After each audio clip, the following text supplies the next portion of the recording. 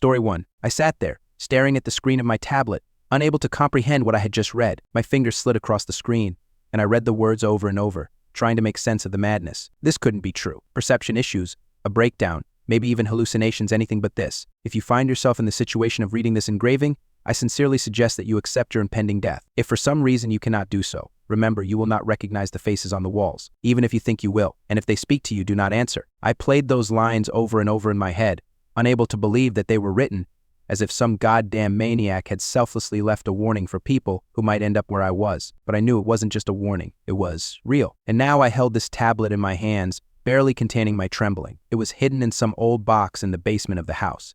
I had dug the hole myself, I had hidden it myself, and now I had found it myself, as if there was no choice, as if I had to find it, as if it were my destiny. I put the tablet back in the black box, locked it with the golden padlock, and then returned it to the hole. The deep hole I had dug days ago. I felt like I was losing some important thread of reality at that moment. I couldn't leave this thing open. I couldn't leave it somewhere for someone else to find. It had to stay there, in the dark, in the ground. There were too many questions, too many misunderstandings, but something inside me told me that I couldn't just go back to my old life, that all of this couldn't be forgotten. I rose from my knees, my movements slow and careful, as if I were afraid to upset some delicate balance. Every movement was tense. I rubbed my hands against my trousers, and even this movement seemed to be part of some mad ritual. Suddenly, just when I thought for a moment that it was all over, a strange and unsettling fear came over me. It wasn't the usual fear you feel in the dark or when you hear an unexpected sound. No. It was the kind of fear you get when you realize you're on the brink of something you can't handle. I didn't even know how to describe the feeling. I just knew I had to leave. I tried to stand up, but my legs felt like cotton wool. It was so unexpected that at first I didn't understand what was happening to me. The forest was in front of me, huge and dark, and I knew that this forest was unfamiliar to me. I hadn't walked here before. I had never explored these places. All I knew was that I had to go. I took a step, then another, and soon found myself surrounded by pine trees. They rose high into the sky, their tops lost in the light blue expanse. Sunbeams broke through the branches and illuminated my path. With each step, the forest seemed friendlier, its warm atmosphere seemed to push my fears away. But then I realized that this was only an illusion. I walked, lost in my own thoughts, and soon noticed a small lake in the middle of a clearing. The water was strangely calm, but it reflected the light. Everything around looked serene, and I felt a wave of relief wash over me. Maybe I really did overreact to all this. Maybe this was just some old myth, a stupid joke, or the empty space of my nervousness. But then I noticed two boats at the dock, one red, one black. They were on the surface of the water, one in the very center of the lake, and the other right next to the dock. White crosses were painted on the bows of both boats, but something elusive about this made me wary. As I rounded the lake, it seemed to me that the boats slowly turned so that the crosses were always looking straight at me. I didn't know how to explain it, but it was as if they were watching me not from this world, but from some other invisible one. Even from a distance, because of some strange sensation, I couldn't tear myself away from them. Everything inside me screamed at me to come back, but I couldn't. I couldn't just turn around and leave. I continued walking, feeling a strange warmth coming from the lake with every step. It wasn't a natural warmth, but rather something inexplicable, as if the water itself was trying to pull me in. I knew I needed to leave, get away from this lake, but something about this place held me. I could feel the forest closing in around me, each tree getting closer, the space getting smaller. Some time passed, and I saw something strange ahead of me. It seemed as if the forest was interrupted, and a completely different world opened up before me. Many stones, as if scattered across a huge empty area, and despite all this, I did not feel peace, but only anxiety. My intuition told me that I needed to return to the forest, but I could not. Suddenly, out of nowhere, there was a loud noise. The rocks were moving, grinding against each other, creating a terrible noise. I couldn't understand what was happening, and suddenly I realized that I had to move faster. And yet, standing on the edge of this strange world, I felt like someone was watching me. The panic that gripped me was almost inexplicable. I never thought I would find myself in such a situation. A strange feeling, as if I had stepped onto the threshold of something dark, something that could not be seen or understood by an ordinary person. I stood on this rocky field, surrounded by a fragile and at the same time threatening forest, and felt how, with each passing second, the space was shrinking. I immediately felt like I was losing control of myself. My head was spinning, and my gaze seemed to be stuck on these stones, which continued to move, rustling, as if someone was stepping on them. No, I couldn't allow this. I had to leave. I turned around, trying to return to the forest, but the strange noise continued to haunt me, becoming louder and louder. I tried to quicken my steps, but my legs didn't seem to obey me.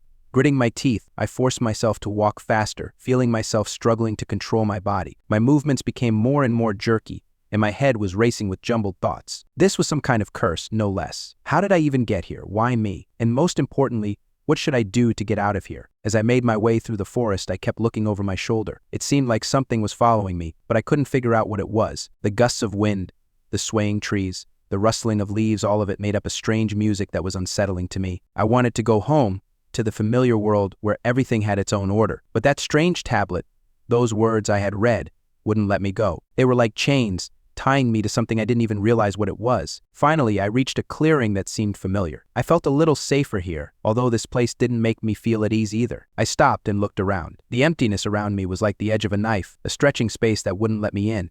The understanding that I needed to go further didn't let me go, but something kept me here, in this place. I decided to sit down. My mind was asking for a break. I took a few deep breaths, but the more I tried to relax, the worse it became. Suddenly, a silhouette appeared in front of me. It was unclear, blurred, like a shadow, and it seemed like it did not belong to this world. My heart started beating faster. I looked closely, but I could not make out what it was. Was it a person? A creature? Something different? My legs felt weak, and I felt a shudder run through me. It was like the feeling I had as a child, when night had fallen and I knew I shouldn't be outside. But now, in this forest, the shadow wasn't just night, it was something ancient, something familiar and alien at the same time. I couldn't figure out what it was, and this terrifying unknowingness paralyzed me. I stood up, balancing unsteadily, and took a few steps back, but I couldn't tear my eyes away from the silhouette. It was moving, it was getting closer, but it wasn't making a sound. I began to feel my breathing slowing, as if the air was getting thicker, as if I couldn't breathe. The silhouette continued to approach, but at some point, at the very edge of visibility, it disappeared. I froze, unable to move, but only a few moments later did I realize that I had lost sight of it. It was too fast. I didn't have enough time to understand what had just happened. Panic returned. It squeezed my rib cage, making it impossible for me to think rationally. I ran, not thinking where. Trying not to look back, I only quickened my steps until I reached an old road that led off into the distance. My mind tried to find an explanation for what I had just experienced, but every explanation sounded ridiculous, as if I didn't believe my own words. I kept running, hoping that if I ran away, all this would go away, but the feeling that someone was watching me didn't leave me. It seemed that not only the air around me had become thicker, but the world itself seemed to be shrinking. With every step, I felt some invisible force getting closer, as if this force was part of this forest, part of this strange place where I found myself. When I finally stopped to catch my breath, I found that I couldn't move any further. Something was holding me back. My eyes were glued to what was in front of me. In front of me was the same lake, but now it looked completely different. The water had turned pitch black, and there were reflections on its surface that shouldn't have been there. I saw things in the water that I couldn't understand. Those reflections weren't mine. They were other creatures, other people, but they weren't alive. They weren't moving. They were just frozen. I realized that this was not a coincidence. This was not a dream or a hallucination. These reflections, these beings, they were real, and they knew I was there. My head was throbbing with pain. I sat on the cold stone, trying to collect my thoughts, but nothing worked. The water in front of me was still black as the night sky, and those strange, motionless figures were still reflected in it. I tried to convince myself that it was just a trick of the light, some kind of optical illusion, but deep down I knew it was not so. These creatures were real, and they were looking at me. I stood up, trying not to look at the lake, but I couldn't tear my eyes away from it. My feet slipped on the wet grass, but I couldn't move any further. That feeling of unease that had haunted me from the start wouldn't go away. It was like I was trapped, and the trap wasn't just physical. It was somewhere inside me, in my mind, in my fears. I looked around, searching for some kind of answer, even though I knew I wouldn't find it here. But the forest that had seemed familiar to me just now felt alien. Everything around me seemed as strange as those figures in the water. Everything was alien and incomprehensible. I could no longer tell what was real and what was a trick of my mind. Then I noticed a light coming from the trees right in front of me. It was a faint glow, almost imperceptible, but bright enough for me to notice it. It was coming from the very place I had wanted to go when I started out, the place I was almost sure I was never meant to be. But now it was pulling me. It was calling. I moved slowly towards it, unable to resist. Everything around me was covered in this strange light, but it was not warm, like the sun. It was cold, as if it did not come from nature, but from something much more powerful and ancient. My heart sank with each attempt to get closer, but I could not stop. When I finally reached the place where the light was coming from, I found myself in a small clearing surrounded by low bushes. In the center of the clearing stood a figure that seemed familiar to me. I couldn't understand where I knew her from. She was like a shadow, invisible, but at the same time so obvious. She was not of this world. I stood there, unable to move. This light, this figure, they were part of something I couldn't understand. I knew that if I came closer, I would see something that would change everything. I knew I didn't need to know that, but despite that, I walked forward, succumbing to this strange force that seemed to be guiding me. As I approached, the figure turned to me. I could not make out its features. It was like smoke, without a specific shape, but its presence was felt. At some point, I realized that this figure knew me, that it had been waiting for me. Then she extended her hand. It wasn't an invitation. It wasn't a demand. It was an introduction. I slowly extended my hand toward hers. In that moment, it seemed as if the entire world around me froze.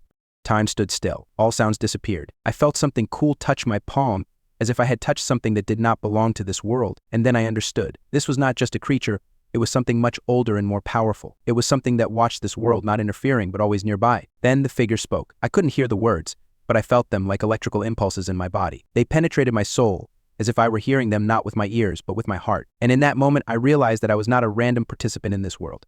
I was part of something much grander. That moment when I stood next to this creature, the feeling of being part of something ancient is beyond words. It wasn't just fear. It was knowledge. Knowledge that I had to take with me, even as it destroyed me. The figure disappeared as quickly as it had appeared. I stood there alone, but something had changed. I knew that I would never have peace again. Everything I had known before no longer mattered. My life, my decisions, everything was tied to this, to what I had just seen. I turned and walked back, not knowing where this path was taking me. But I knew one thing: I was no longer the same person I had been before. Something had changed in me, and now I had to figure out what to do with this knowledge. I didn't know how I ended up in this place. The forest around me seemed unfamiliar, even though I knew exactly where I was just a few hours ago. Every tree, every bush seemed alien. I felt like something was wrong here, like I didn't belong in this world anymore. And the further I walked, the more I felt reality begin to creep away, like the water in the lake I had seen before. Everything around me became blurry, like a dream. I tried to find some explanation, but I couldn't. My head was in complete chaos. All I knew was that my feet were carrying me into the unknown, and I couldn't stop. Everything that was happening seemed insurmountable,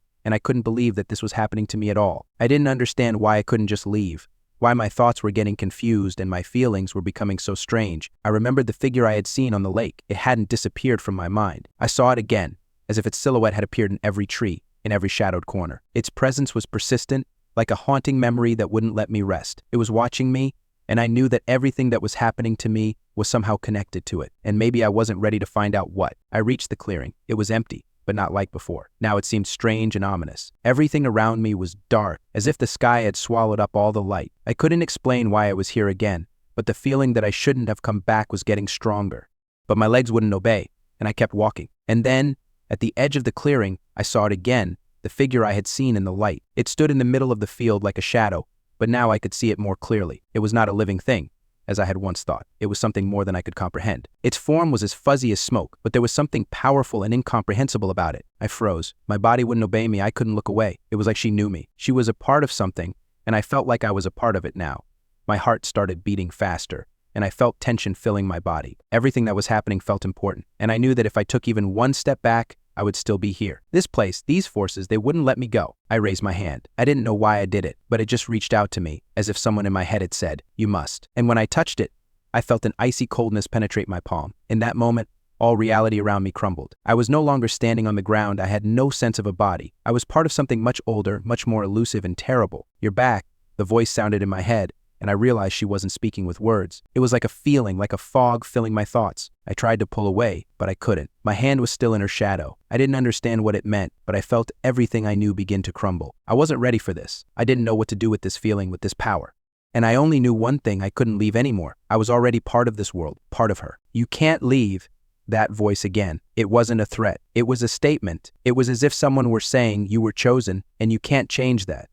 I didn't know what that meant, but I knew it was true. I stepped back. Everything around me swirled like a whirlpool. The forest looked familiar again, but everything was changed. I was here, but I was different. Something had changed in my soul, in my body. I was part of this place, this time, this power. When I opened my eyes, the shadowy figures were gone. I was alone, but her words echoed in my head. I already knew I couldn't go back. This moment was my end and my beginning. And no matter what happened next, I was already trapped. I tried to collect myself, but the feelings that engulfed me were so strong that it was difficult to understand what was happening. The forest around me seemed familiar, but the further I walked, the more I realized this was not the forest I had been in before. It had become denser. Its trees began to thicken, leaning towards me as if they were alive. It was like a nightmare, but I knew it was not a dream. I was in this place. I felt its weight on me. I felt the ground beneath my feet becoming more and more viscous and viscous. I didn't know what to do. Everything in my head was blurry. I could see every detail around me, but somehow it didn't fit together. All my thoughts were torn to pieces, and I couldn't understand what was happening. A feeling of uncertainty and fear came over me, as if I was trapped with no way out. And then I saw her again, the figure I had noticed in the lake. She appeared before me, but now she was not hard to see.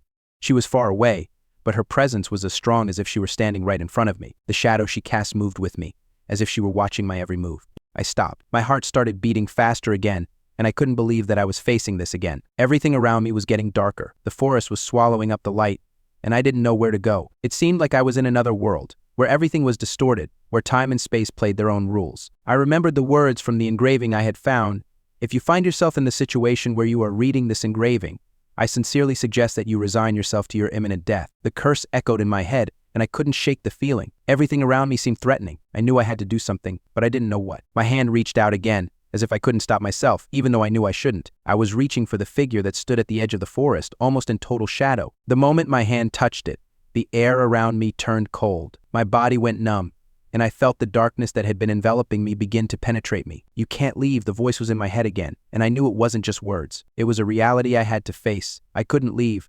I was tied to this place, to these shadows, to this power. Everything that was happening seemed unbearable, but I couldn't change anything. I became part of this nightmare. I felt the power begin to sort me out, as if it were testing my thoughts, my will. I didn't know what to do. Everything in this world was mixed up, and I was lost among all these shadows and sounds that came from nowhere. My hand was still hanging in the air, and I realized that I could no longer move it. I stood there, as if I were paralyzed. The shadow in front of me was still moving, and I knew that it was watching me. It did not let go, and I could not shake this feeling that its presence was connected to something terrible. But something about this place made me move. My body shifted again, and I walked forward, though I didn't know why. I didn't know what I was looking for. I walked and walked until I found myself back at that same lake. The water was as dark and ominous as before, and I felt the warmth coming from it again. But this time I knew that the warmth couldn't be kind. It was too strong, too intrusive. I stopped at the shore. My feet were in the water, and I felt it pulling me deeper. I knew that if I gave in, I would disappear into that shadow, just as all those who dare to look into this world disappear. But I couldn't stop. I was afraid, but I couldn't get out of that circle. The boats I had seen before were there again. They stood at the dock like statues, not moving. I knew they were waiting for me, but I couldn't understand what they meant. I walked closer, and when my eyes met their dark hulls, I knew I couldn't leave. I was trapped again, and the trap wouldn't let me go. The shadow that stood behind my shoulders moved closer. I could feel its breath, even though I couldn't see it. It was still watching me, and I didn't know what would happen next. My hands were shaking. I felt them growing cold, as if I had become part of something that would never let me go. I looked at the boats again, but this time I didn't have to choose. I knew that all I could do was give in to this call that was leading me to the most terrible thing. I didn't know what it was that was pulling me, but I couldn't stop. The boats sat in the water, still and silent, like ancient monuments. Their black hulls were reflected in the dark water, and something about that reflection made me feel as if I were part of something much bigger. I stood on the shore, and deep down I knew I couldn't leave. This forest, this shadow, these boats, they were all connected. I was connected to them. I didn't remember how I got here. The whole journey seemed erased from my memory. I felt like every step I took brought me closer to something I couldn't understand. It was like a test, like I was trapped and all I could do was keep going. I couldn't understand what I had to do. I couldn't understand what was waiting for me, but I knew one thing: I was part of this world. My hand, as if by inertia, reached out to the boat. I touched it and instantly felt the cold penetrate me. It wasn't just cold. It was something much deeper, something that penetrated the very core of my soul. I climbed into the boat. I didn't know why, but I couldn't stop myself. I felt the boat rock slowly, as if someone invisible was pushing it to the side. The water beneath me was dark, almost black, and despite its calm, I knew it was hiding something more. I knew I shouldn't be here, but I couldn't go back. The boat moved across the lake. Even though I wasn't rowing or oarsing, it just floated, as if an invisible force was guiding it. I looked into the dark water, and something about it drew me. It was like a magnetic pull, as if the water itself was a living thing that was pulling me deeper. But I couldn't look away. I was hypnotized. When I looked up, I saw the sky grow darker. I couldn't tell how much time had passed, but everything around me became shaky. The forest was gone, and in its place I saw only emptiness. I didn't know what this place was. It was familiar and alien at the same time. Everything seemed strange, as if the world around me wasn't real. The boat continued to sail, and suddenly I noticed something strange on the surface of the water. It was something small, black, sliding along the water. It moved so fast that I barely had time to see what it was. I wasn't sure what I saw, but I knew it wasn't normal. It wasn't something that should be in this world. I felt an icy coldness fill my hands, as if the water itself was trying to swallow me. I tried to push away from the force, but it wouldn't let me go. I felt myself becoming a part of this place, as if it was taking me in, consuming me, and I couldn't do anything about it. The boat moved smoothly on, and I noticed dark figures appearing on the horizon. They were blurry, like shadows, but at the same time I knew they were real. I couldn't understand what these creatures were, but I felt their gaze, their presence. They didn't speak, but I knew they knew me. They were part of this world, and I became part of them. I tried to fight this feeling, this pressure, but I couldn't. I was like a doll that couldn't get rid of the shackles that bound it. I felt the shadows around me shrinking, swallowing everything. I didn't know what would happen next, but I knew one thing: I wouldn't be able to get out of here anymore. The boat kept moving, and I knew I was getting closer to something that would change everything. I didn't know what it was, but I couldn't move from this path. Everything I'd ever known seemed so far away. This place, these creatures, this feeling, it had all become a part of me, and now I couldn't leave. The shadows were getting closer. Everything in this world was designed to hold me. I couldn't believe that this had happened to me, that I was in this place, in this abyss. But I knew one thing: I wasn't alone.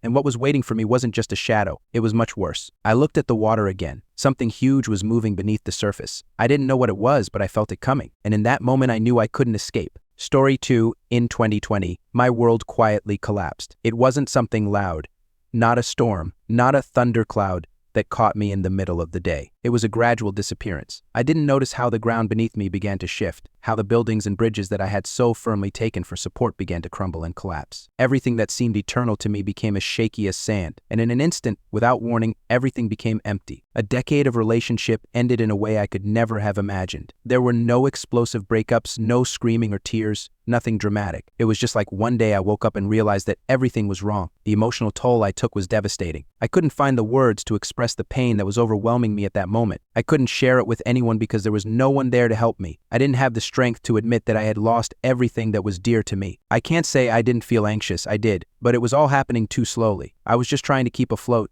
step by step. As an introvert, I've always avoided opening up, showing vulnerability, and this time I didn't even try. I was too scared of what was happening to me to realize what was wrong with this relationship, with my life, with my own reality. The pandemic soon forced us all to lock ourselves in our homes, and for me, it felt like a trap. My apartment was my cage.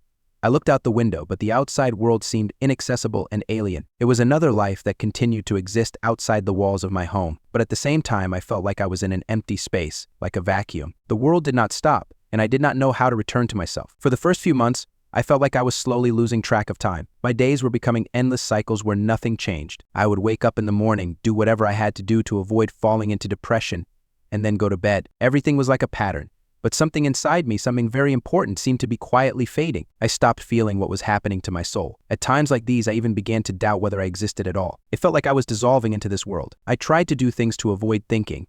Work, books, movies, everything seemed like temporary refuge from the pain that lurked beneath the surface. I looked for meaning in empty pursuits, but it was just an excuse. Everything I did felt superficial. I couldn't find anything that filled me up inside, that brought any sense of purpose back to the world. And the more I tried to avoid my feelings, the more intense they became. I didn't know how to deal with the anger, pain, and fear that I was trying to hold inside. It wasn't just the pain of a breakup. It was the pain of suddenly not being ready to face myself. I didn't know who I was after everything that had fallen apart. This feeling of having completely lost my identity became obsessive.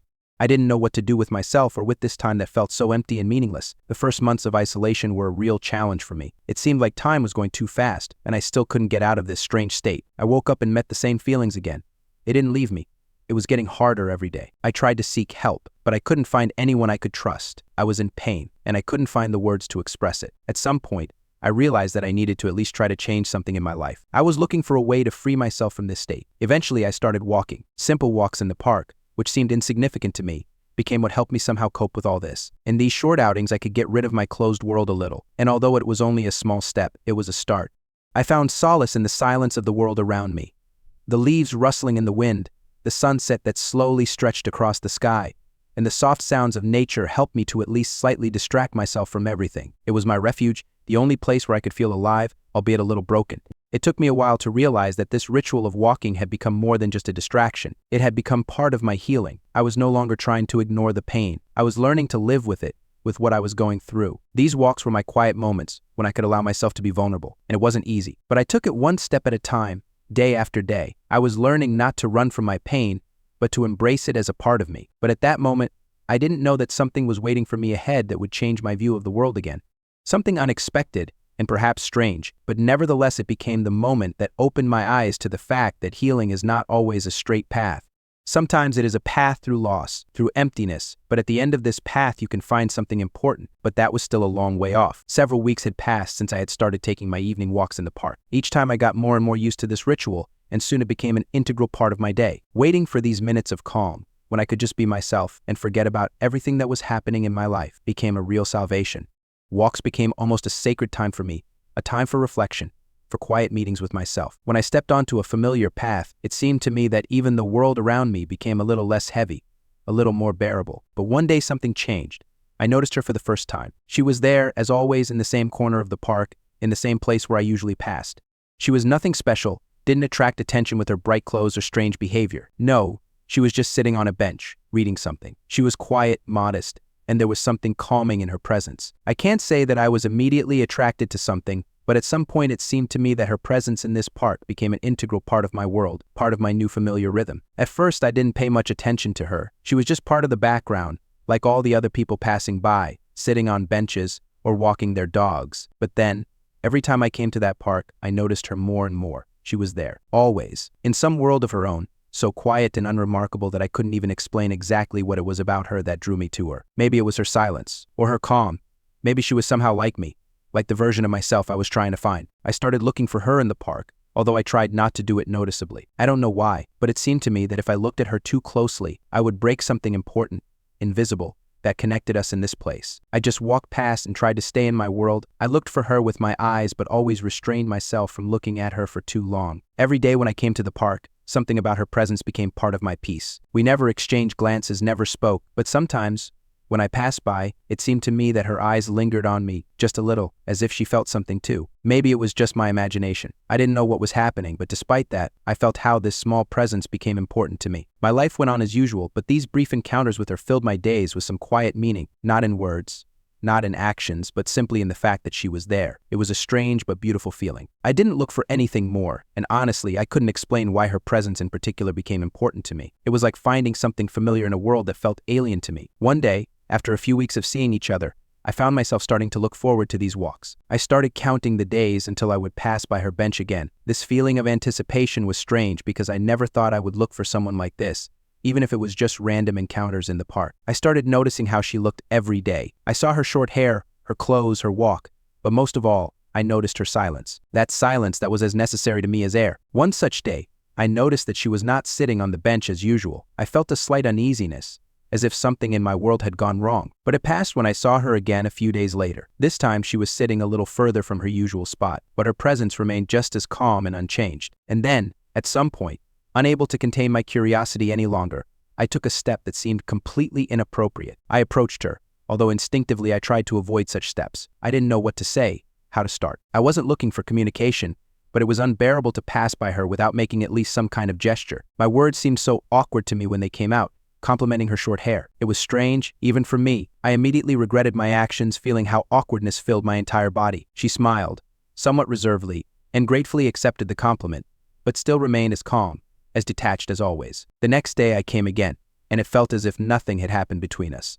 I even felt that her presence had become as constant and comfortable again, as if I had once again stepped onto that very path that led me to my world, where nothing was superfluous. And that's when I realized that these meetings did not represent anything specific for me. She was simply a part of something I was looking for without even knowing it, a quiet support that did not require words, did not require confessions. She was there, and that was enough. I didn't know what would happen next. Perhaps nothing would change, but her every presence was a quiet reminder that even in the quietest corners of the world, there is solace to be found. It all started with small changes. They were so small that I didn't even realize they were there at first. It seemed like my life was continuing on its own, and I was getting used to this rhythm that was slowly but surely taking away everything that had once been important to me. I was walking along a familiar path, each day starting with me getting up, getting ready, and going to the park. I didn't ask myself why, didn't think about how it was affecting me. I just kept doing what seemed like the only way to cope. Then one day, something changed. I was walking through the park when I suddenly noticed her again. This time, instead of sitting quietly on her bench, she was standing, looking at me. I stopped, unsure of what to do. There was no urgency or curiosity in her gaze, just a silent presence. Instantly, something inside me fluttered. That look seemed to fill me with something unexpected, as if she knew what was happening to me, as if she could see into the very depths of my soul. I wanted to pass by, as always, but I couldn't. It was something irresistible. I felt something inside me change. Everything seemed to be the same. She was still the same woman on the bench, but at that moment it seemed to me that her gaze was piercing and alive. I felt how it pulled me like a magnet. I froze, not knowing how to react. It was scary inside. I began to doubt whether I was part of some strange scenario that she was playing with me, or was it just my pain, my insecurity? She continued to stand there, as if she were waiting for something. I couldn't figure out what it was. Maybe she was just waiting for me to come. I realized that if I didn't take a step now, if I didn't speak, I would never be able to break free from this feeling. I took a step forward, and suddenly the world around me became slow and quiet. It was like a dream, where everything seemed strangely familiar, but still incomprehensible. As I approached, she didn't retreat, didn't walk away, as people usually do when someone violates their personal space. She stood there, and her gaze was as calm as ever. I tried to find the words, but they wouldn't come. My own hesitation became almost tangible. What could I say? Why did I feel like I had to say something, even though I didn't know what? And so, instead of words, I simply took a step closer. I stood next to her as if there was no distance between us. Everything around me seemed to disappear. She didn't look at me with judgment, didn't ask why I stopped, didn't say anything, but I felt something change. At that moment, I couldn't say what exactly, but something about her presence made me feel like I wasn't alone. Even though I was always alone, I felt like I was part of something bigger than just my world. It was a strange but powerful feeling. As time passed, I realized that this feeling was not leaving me. I continued to go to the park every day, and her presence no longer seemed random. She was part of the world that I was trying to understand, that I was searching for. She did not speak to me, but she was there. I began to realize that every time I walked through the park, I expected to see her. It was like an inevitable event that became part of my day every day. I could not explain why, but it became important. I tried to figure out what it all meant. Why did I feel like this moment was important? Why did her silence suddenly seem so loud to me? Why, when I looked at her, did it feel like she was the key I was looking for to understand my own life? With each passing day, I became more and more certain that her silence was not just silence. It was something deep, something that pierced me. She did not speak, but her presence was more pronounced than words. She was something inexplicable to me, like a shadow, like something I could not touch, but which was always there, and it was both scary and attractive. In her presence, I felt that something was leaving, that something was changing inside me. It was something more than just a habit of coming to the park. It was a feeling that I was finally finding what I was looking for. I started waiting for her. I couldn't understand what made me react this way, but it was becoming inevitable. Every morning I went to the park, and even if she wasn't there, I still felt like I wasn't alone. I kept looking for her with my eyes. Not really, of course. I tried not to show that she had become so important to me, but it was useless. Every day, every silence of hers became an important part of my world. I didn't know where it was all leading, but I couldn't stop. Every day I became more and more immersed in this strange rhythm that had appeared in my life. It all started with walks in the park, and now I couldn't imagine a day without them. At some point, I even began to feel that this place had become a part of me and I was a part of it. The park was quiet, calm, and every corner of it seemed to whisper something important to me, albeit inexplicable. And it became my refuge, the place where I could just be myself without having to explain my feelings or worries. But everything changed when I met her again. That day, I arrived at the park a little later than usual. The sun was almost setting, and the air was filled with a slight chill. I always came here to be alone with myself, but this time I felt that something would be different. When I passed the bench where she usually sat, I did not see her, but I felt a strange presence. It was like the feeling when someone is standing behind you, but you can't turn and look. I stopped. I looked toward the trees, although I knew something was wrong. Everything around me was the same as always, but there was a nervous charge in the air that I couldn't explain. And then I saw her. She stood at the edge of the path, almost hidden by the branches. There was no calm serenity in her gaze. I felt something in her posture change. It was as if she was waiting for something. I froze. I don't know why, but I felt uneasy. It felt like she wasn't just standing there but watching me. Something elusive, hidden in her gaze, made me feel as if she knew something. I took a step forward, and only then did she turn. She didn't say a word, but I felt her gaze become sharper, more penetrating. This was not what I had expected. She had always been quiet, almost invisible, and now her presence seemed impenetrably deep, as if she had suddenly become part of something else I couldn't understand. I took a step back, feeling myself being pulled by that gaze. It was too strong, like an invisible force that was beckoning me to it. I almost felt myself being taken over by something alien, like I was in a world where the rules were different, not like real life. At that moment, I realized I couldn't just walk away. There was a strange feeling like I had to do something. I couldn't just walk past and leave it behind. I took a step closer, and it wasn't easy. My mind tried to resist, but there was something inside me that was pushing me to take action.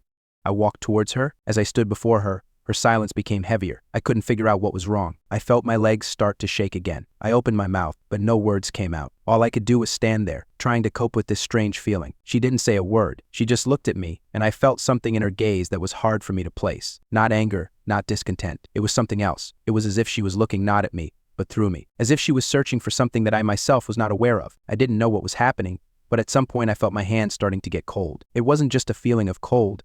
It was as if something invisible was surrounding me, making me feel alien to my own reality. I tried to break away, to take a step back, but there was something in her gaze that didn't let me leave. It was like an invisible chain that held me in this place. And then, when I was beginning to think that this was all just a nightmare, she said just one word. It was quiet, but there was something in it that made my heart stop. Go. This order, this monosyllabic order, was not simple. It was somehow inevitable, as if everything that had happened since I started going to this park had been leading me to this. I felt my mind shutting down, as if I had lost the ability to resist. My legs began to move on their own. I did not understand what was happening, but step by step I went where she pointed. I didn't know what she meant, but her gaze was so deep that it was hard to think about anything else. My world, this entire park, didn't seem the same anymore. Everything around me had changed. I felt this moment turning into something more than just meeting a woman in a park. It was like entering a whole new world where I couldn't go back. I walked, not knowing where it would lead. I couldn't explain what made me step forward. Everything was happening so fast and yet so slow, like slow motion, each moment feeling like an eternity. As her voice pierced the silence, I felt something heavy and inevitable fill the space between us. I didn't ask why I should go. I just did. My legs moved on their own, and I didn't have to think about where I was going. All I felt was a strange force pulling me out of my familiar world and into something else. Step by step, I moved forward. I felt a cold that was not related to the temperature of the air. It was a cold inside me, in the very center of my soul. It did not let go, and I could not understand where it came from. It was there, like a darkness that filled my heart. And even as I walked, I felt this cold intensify with each step. It was not horror, but still fear rose like a fog, penetrating every cell of my body. I didn't understand what was happening, and I didn't know what to do. My mind tried to make sense of it, but it was overwhelmed by this strange pull I felt. It was leading me, as if I were a puppet, and her gaze was the invisible rope that controlled me. I didn't resist. I couldn't. Something inside me told me that I had to move, to go until I reached the end. With every step I took, I lost my sense of reality. The park was no longer the place I once knew. It was different, altered, as if I had entered some other space. The trees seemed taller, their leaves darker. The ground beneath my feet was harder than before, as if it were resisting my steps, but I could not stop.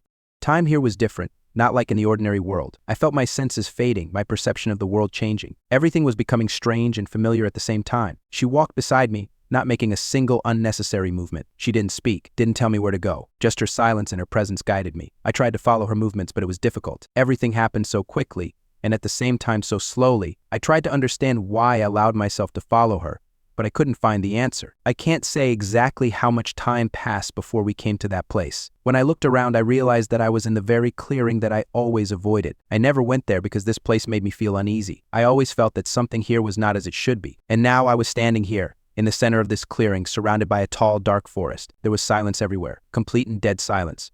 I felt uneasy. I stopped and looked around, and only now did I realize how far I had fallen behind everything familiar. This place was alien to all my memories, all my habits. I felt like every corner of this area was saturated with something strange and frightening. It was a place where normal rules did not exist, where there were no boundaries. I felt like the world around me was starting to disappear, as if I was becoming part of this strange and dark space. She stood next to me, her gaze fixed on me again, but something was different about it now. It was cold, piercing, as if her eyes were seeing something I couldn't understand. I tried to speak, but the words wouldn't come. My body felt heavy, as if all my energy had been drained, leaving me powerless. I felt vulnerable and helpless. And suddenly, as if she had heard my inner question, she spoke again. Her voice was quiet, but strong, like the wind that makes the trees sway, leaving no hope for silence. You're here, because you're supposed to be here. You've always been here. Her words weren't just a phrase. They were something that pierced me through and through, something I couldn't explain, but felt with my whole being, as if her words weren't just sounds, but a part of me, as if I already knew that I needed to be here, in this place, with her. My heart beat faster. I felt it responding to these words, as if they were tearing something long forgotten out of me. I didn't know what exactly, but I felt something in my body responding to her voice. It was like an echo of some long forgotten time, like a part of my past that had come back to remind me of itself. I stood there, unable to move, and perhaps I would never be able to leave here. Story 3. My grandfather was always more than just a relative to me. He was the one who taught me a lot, showed me the meaning of hard work and perseverance, and how important it is to stay true to your beliefs. Even after his death, I felt that his presence remained with me. It was not just an empty memory, but something alive that continued to support me in difficult times. I knew that his business was his life, and when he left it to me as an inheritance, I felt obligated to continue his work. But no matter how much I respected my grandfather, I couldn't take responsibility for this business. It was old, heavy, and demanded that I live by its rules. I always dreamed of freedom, travel, and although I said in words that I wanted to continue his business, deep down I knew that it was not for me. Not at that moment, not in that life. I was a different person, and my heart was alien to the business that my grandfather had built over decades. When my parents found out about the inheritance, they immediately started putting pressure on me. They always believed that I should be like my grandfather, that I should take over the family business and continue to develop it. However, when I decided to sell it, my parents did not understand me. They were disappointed, angry, and their disappointment reflected on my whole life. I was not prepared for their reaction. I remember my father telling me once that I was just running from reality, that I was incapable of dealing with life's difficulties, and was only looking for easy ways. He thought that business was the path that would make me mature, successful, and independent. But for me, it was not. I was not ready to sell a part of my soul for something that did not bring me joy. I felt the pressure my family wanted me to become what they wanted me to be, but I couldn't. I couldn't take on the responsibility they expected. What if I just refused? It was a question that was nagging at me, but I didn't know the answer. They tried to convince me that this was my one and only opportunity, that it was a once-in-a-lifetime opportunity, and maybe that was true. But I didn't want to be the one fulfilling someone else's expectations. I wanted to find my own path, my own answers, and so I was faced with a choice: continue my grandfather's work, which was not mine, or break free from all of this and start my life over. I couldn't stop thinking about it. The moment I told my parents I wanted to sell the business was a turning point. I could feel their eyes full of disappointment and discontent, and at the same time, I felt a release inside me. I didn't know what to do with the emotions that were boiling inside me. I felt like the world was crumbling around me, like I was losing something important. Maybe this business was a part of me, a part of who I was in their eyes, but I couldn't live with someone else's expectations anymore. After I told my parents about my decision, I felt empty. They didn't talk to me for days, and when they did, everything they said sounded like reproaches. I realized that their love was connected to the fact that I was a continuation of what they had built, that I was supposed to be a continuation of my grandfather's business. They didn't see me, they only saw the business. It was painful. And so, I found myself in a situation where I couldn't stay home any longer. My parents were furious, and I couldn't find a single good word to console them or explain my choice. I knew that this breakup wasn't just about selling the business, it was about saying goodbye to what they expected of me, goodbye to their dreams of who I was supposed to be. I left, and this departure became the beginning of a new path for me, although I didn't yet know what awaited me. I got on my old Harley and rode off into the unknown. It wasn't just a physical journey, it was a journey into myself. I rode in the direction I thought was right, but honestly, I didn't know what I was looking for. I was sure of only one thing: I needed to leave to understand who I really am.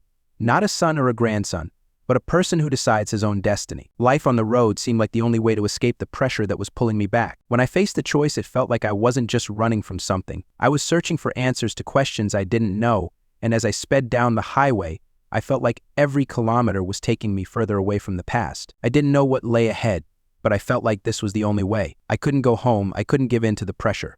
I had to go through this to find out who I really was, without my grandfather's business and without my parents' expectations. And this choice was my first step on the path to myself. Several days had passed since I had left. With every kilometer I drove, the feeling of freedom only grew stronger. I was no longer tied to my parents or their expectations. I could be myself, without unnecessary obligations, without the responsibility that seemed to have been imposed on me since childhood. But over time, freedom began to bring more than just relief. In the void I had worked so hard to create, anxiety began to build. I didn't know what to do next, where to go. Being on the move seemed like a solution, but how long could I live without a clear plan? I often thought about home, about my parents. When I left, I didn't think it would be so difficult. Sometimes I felt like I had forgotten who I was and where I was going. This feeling of emptiness was both excruciating and liberating. I could stop at any moment, turn back, go back to where I had left off. But the thought of being under the pressure of their expectations again terrified me. Every morning when I woke up in my old van, I felt this strange combination of calm and anxiety. I could go anywhere, but where? Sometimes I felt like I was running from myself. At that moment, I wasn't sure if I had made the right choice. Along the way, I met a few people traveling the same routes. We didn't exchange many words, but they all seemed to be looking for something similar: freedom from their problems, a refuge from a world that kept moving, oblivious to their inner world. We weren't all that different, even if our paths and stories were alien to each other. One evening, sitting by the fire on the shore of a lake, I began to think about what I had left behind. I told myself that it was the right move, that I had left to find myself, but increasingly I began to doubt myself. I wasn't sure I knew who I was or what I was supposed to be looking for. The moment the fire began to fade, I felt vulnerable. My freedom, which I had so longed to find, began to feel like a burden. I was alone, without a connection to the world I had left behind. I could go back, but I knew that this step would mean the complete destruction of everything I had done so far. I sat there by the fire and wondered what I would do next. Maybe I had been wasting my time trying to be someone I wasn't. Maybe I should have found my place in what I had left behind. I could go back and try to find a balance between what was expected of me and what I really wanted. But the fear of being trapped by someone else's expectations again paralyzed me. Then I realized that I couldn't go back. I couldn't be the one to be influenced again, couldn't be part of something that wasn't my choice again. That would be a betrayal of myself. I got back into the car, and despite everything that was tormenting me, I felt how this decisive movement forward was beginning to restore my confidence. I didn't know what was waiting for me, but at that moment it seemed to me that only ahead there was something that would be mine. My own decision, my path. I understood that each step would be followed by a new choice, new experiences, but only in this way would I be able to see who I really am. And although the path was full of uncertainty, I could not stand still. Freedom is not always easy. It does not give clear answers, but it does give space to search. It is not something that comes by itself. It is something that needs to be built, step by step, despite the inner emptiness and uncertainty. I kept driving. Time seemed to blur, and the days merged into one endless road with no beginning and no end. Every turn, every new place seemed as empty as I was. And yet, in this emptiness, I began to sense something strange, a sense that I was not alone, that something invisible was watching me, but I couldn't figure out what it was. One day, at the end of a long day, I wandered into a small town that seemed to be forgotten by everyone. Its streets were empty. The houses looked as if they had not seen any repairs or care for a long time. I stopped, thinking that it would be a good place to rest for the night. I parked my car by the side of the road and went to the nearest cafe to somehow dilute the loneliness. It was quiet inside. There was no bustle, like in cities, where someone is always in a hurry running. Here, everything seemed frozen in time. I sat down at a table by the window and began to watch the locals. They all seemed absorbed in their own affairs, without unnecessary words, glances, or smiles. And then, among these people, I noticed him. He was old, but he didn't look like the others. There was none of that eclipse about him that surrounded the people around him. He sat at the far table, looking out the window and not moving. His eyes seemed to be trying to see something that I couldn't see. No matter how hard I tried to look away, they continued to watch me, and I felt an indescribable anxiety growing in my chest under that gaze. I couldn't explain what it was about this man that made me so uneasy, but something about his presence made me feel like I was being watched. I tried to distract myself, order a coffee, talk to the barista, but the old man's gaze was in my head the whole time. As soon as I looked in his direction again, his face expressed something strange, almost like a person who knows something about you that you yourself do not understand. Suddenly, his eyes met mine, as if by chance. It was so strange that I felt a chill run through me, despite the warm air in the room. I quickly turned away, as if trying to get rid of this uneasy feeling, but something inside me was bothering me. Why couldn't I get rid of the thought that this old man was hiding something? Why did his gaze seem so familiar? My thoughts began to get confused. I decided to go out, almost running, so as not to stay in this place under his gaze. I went out into the street and stood near the car. The sky was dark, almost black, with rare clouds that reflected the dim light of the street lamps. The silence of the night was stifling. Suddenly I heard quiet footsteps behind me. Turning around, I saw him, the old man, now standing right in front of me. There was no fear in his eyes, only emptiness, as if he knew me but did not want to talk. I didn't know what to say or do. It was so unexpected and so foreign to everything I was used to feeling. He was silent, but I felt that words were not needed. His presence alone meant something. It was as if I understood that he knew not only me but my path. That look, it said more than 1,000 words. I stood before him, unable to move, and suddenly, as if not noticing me, he turned and walked towards the dark street. He did not say a word, but I knew that this was his farewell. It's impossible to explain what exactly I felt at that moment. Fear, curiosity, and some strange certainty that I had just met not just an old man, but a part of something much more complex than I could understand. I turned and headed for the car, not knowing what to do with this feeling that was now with me. Then, when I started the engine again and drove away, I still felt his presence somewhere nearby. His gaze followed me, and even on the open road, where no one could find me, I felt not alone. And although I tried to push these thoughts away, they returned, as if he left some trace on my path. So I continued on my way, not knowing what was waiting for me ahead, but feeling that I had already become part of something that has no beginning and no end. When I left that town, I felt liberated, but the further I drove, the more it became clear to me that this liberation was only an illusion. With every kilometer outside the car window, the feeling of something strange did not leave me. The old man's gaze, his silent presence, all this did not leave. I kept driving, trying not to think about what had happened, but something was changing inside me. It was like I was slipping on the edge between reality and something else. The further I went into the empty roads, the more anxiety grew. One day, when I stopped for another overnight stop on the side of the road, I couldn't immediately find a place to park. It was in the middle of a dense forest, and I, as before, was looking for silence and solitude. Having parked the car, I decided to walk, to try to relax a little after a long journey. The forest around was dark and impenetrable. The air was fresh but cold. Every movement I made seemed to echo among the trees. I was almost sure that no one would pass by, but suddenly a figure flashed through the trees in the distance. I stopped, trying to figure out who it was, but it quickly disappeared behind the next tree. I knew that it was impossible, that there could be no people or animals at such a distance. My heart began to beat faster, and I felt tension constraining my movements. There was someone or something far away in the forest. I kept walking, and despite my desire to turn back, I kept walking, as if something invisible was pulling me forward. Bits and pieces of thoughts kept popping into my head that I couldn't shake off. The feeling of being followed, the old man, the mysterious figure in the woods. All of these fragments added up to something bigger that I couldn't understand. Finally, I found myself on a small hill overlooking the forest and the road. I could have gotten back into my car and just driven away, but something about this place held me. The nature around me seemed too alive. I could feel the tree branches moving in a non-existent wind, as if they were part of something much bigger than just nature. And then I saw it. On the ground between the trees, I noticed something that immediately caught my attention. They were tracks. Not the usual animal or human tracks, but something strange. They looked like blurry lines, as if something heavy or unnatural had left its mark in the ground. They led straight into the forest, but the further they went, the more indistinct they became, as if someone or something was trying to hide them. I took a few steps forward, but with each step the tracks became more and more confusing and disappeared into the fog. I froze in place. What was that? And why did I feel like these tracks had led me here on purpose, that I had to find them? At that moment I heard something behind me, a light sound, like footsteps that I couldn't quite place. I turned around, but there was no one there, only the forest, its darkness and silence. Something deep inside me told me that I shouldn't stay here. I turned around and started walking back, but the feeling that I was following something didn't leave me. When I got back to my car, I rolled up all the windows, locked the doors, and turned off the engine. I sat in the dark, listening to the sounds of the night, feeling each sound echo in my head. I tried to convince myself that this was all just a coincidence, that nothing strange was happening, but it was impossible not to feel like I had just become part of something far more incomprehensible than I could have imagined. The night was quiet, not like other nights. It was like waiting. I couldn't figure out what I was waiting for, but inside me, there was a certainty that tomorrow I would move on. But not in the direction I wanted, not in what felt familiar and safe. My steps seemed to have already been determined. I woke up with the feeling that the events of the night were not over, as if the shadow that had been haunting me had not gone away, but had only deepened into my mind.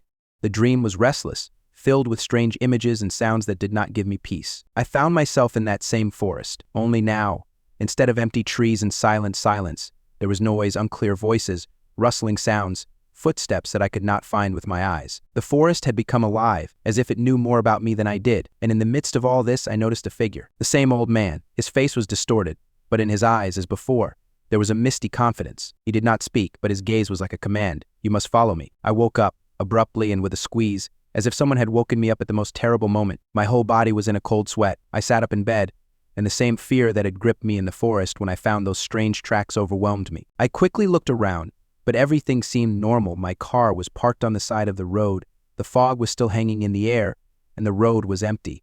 However, something had changed. I felt that I was not alone. It was a strange feeling that did not leave me. The look that I could not forget still hung in the air. I could not understand what exactly it meant, but the feeling that I had become a part of something inevitable did not go away. I decided to continue on my way, despite the internal resistance. I didn't know what awaited me, but the feeling that I was connected to this place only grew stronger. Every kilometer, every turn of the road seemed to me part of something much bigger than just a journey. I felt as if my steps were already predicted, as if I had no control over the movement. For a moment it became clear to me that I couldn't escape this. The landscape I was driving through was becoming increasingly familiar, even though I had never been there before. I passed small villages and abandoned houses that seemed somehow unnatural. They were there, but out of time, as if they had been forgotten, left alone to slowly decay. I stopped again, this time in one of those places. I saw houses covered in moss and moldy windows, and it seemed like they were waiting. This place, it was strange in itself. I decided that I needed to at least look around a little to understand what was going on here. It was an empty place. There were no people in it, but I could feel their presence. They were here, even though I couldn't see them. I walked down one of the streets, acting as if I had been there for a long time. I was not surprised that the door of one of the houses was slightly open. This place was alien, but it beckoned to me, as if calling me to discover something I do not need to know. I stepped inside. It was dark, but not empty. As soon as I entered, I heard a rustling sound coming from somewhere inside. At that moment, it became clear to me that I was not alone, although I could not see who or what might be nearby. Only the cold that filled the place and a strange, barely noticeable smell of rot filled the air. I went to the window, trying to see what was happening outside. Suddenly, in the reflection, I saw him, the old man. He was standing behind my shoulder, his gaze directed straight at me. But as before, he did not say a word. His presence was too obvious to ignore. I turned around, but strangely enough, he was gone. I stood in the room, and the air around me became so thick that I felt as if it was impossible to breathe. I clenched my fists and walked back out into the street, trying to believe that this was just a figment of my imagination. But every action, every step in this place made me think that I was trapped. A trap that I created myself, following this ghostly feeling that was becoming more and more a part of me. I needed to get out of here. This place didn't belong. I wanted to get back to the familiar, to where I felt in control of my life. But even with my intentions, I knew there was no going back. Too much had happened already, and I was part of something bigger. I got into the car, feeling my hands shake as I started the engine. I was on the road again, but I didn't know where it would take me. All I knew was that I couldn't stop. My hand couldn't stop shaking as I tried to start the car. I sat there for a few minutes, trying to collect my thoughts, but everything around me seemed foggy. Something was wrong here, I was sure of it, but I didn't know how to explain it. All my feelings and thoughts were turning upside down. The forest, the old man, those tracks, I saw and felt it all, but I couldn't understand why I couldn't get rid of it. I drove on. The road twisted, stretched into the dark forest, and I felt again that strange connection that had held me in its embrace. This land, it was not empty. It was not just land. I felt it breathing, as if it had been waiting for me. It was calling me to its center. When I had driven a couple of kilometers, I saw the same turn that I had passed the day before, but now it looked different. It was gone. There was just an empty road, and then the forest like the moment when I first saw it at night. That forest that seemed familiar and alien at the same time. I stopped. My mind was racing with everything I had seen and felt, and every corner around me now seemed important, significant. I got out of the car and looked around. The forest stood before me as something more than just trees and shadow. It was a part of me. I knew it. I couldn't explain it, but I knew it. I walked a few steps and suddenly heard the footsteps again. They were quiet, but distinct. I knew that someone was watching me. Turning around, I saw him again, the old man. He was standing at the edge of the forest, not moving. His face expressed nothing but the same obscurant calm that I had encountered before. His gaze was empty, but that made everything seem even more threatening. My heart started beating faster and I felt myself being chained by fear and uncertainty. Why did I see him? Why did he keep appearing in my life? I tried to figure out what he wanted from me. What kind of game was this? I took a step forward, but the old man did not move. His gaze did not leave me. He seemed to be part of the forest, its shadow, its past. This feeling did not leave me, as if I was trapped in some way by the forest itself. I tried to get back into the car, but I couldn't. My legs refused to move, and I found myself back there, among the trees, on that very road. That place wouldn't let me go, and I didn't know what to do. I began to feel as if this wasn't reality, but a dream from which I couldn't wake up. I continued walking towards the old man, not understanding what I was doing. Suddenly his figure vanished into thin air, and I found myself back where all this strangeness had begun. The same turn, the same trees, and that feeling that I wasn't the first one to be here. I looked around for something that might explain what was happening, but found nothing but emptiness. I got back into the car, my heart pounding in my chest. My eyes darted along the road. I tried to figure out what I needed to do. I knew I couldn't just drive away and forget about this. Something was wrong, and I could feel it in every cell of my body. I was connected to this place again. I drove on, but now the feeling that I was not alone did not leave me. It seemed to me that I was not simply driving along a road. I was following tracks, paths that were not laid out by me, and every turn, every bend in the road was part of something much larger than I could have imagined. Something was following me, something I couldn't control. I didn't know what it was, but I couldn't escape it. My mind was consumed by this feeling like I was part of some huge machine and I couldn't get out. I knew that one day I would finally encounter what lurked in those woods, but when it did, I wasn't sure I would be able to survive. Story 4, I remember feeling a strange combination of relief and responsibility that night. My coworker was going through a bad breakup, and even though I wasn't 100% committed to a night out, I knew I had to be there. It wasn't something I would have chosen, but I couldn't say no. He was my friend, and his need for support seemed more important than any personal preferences.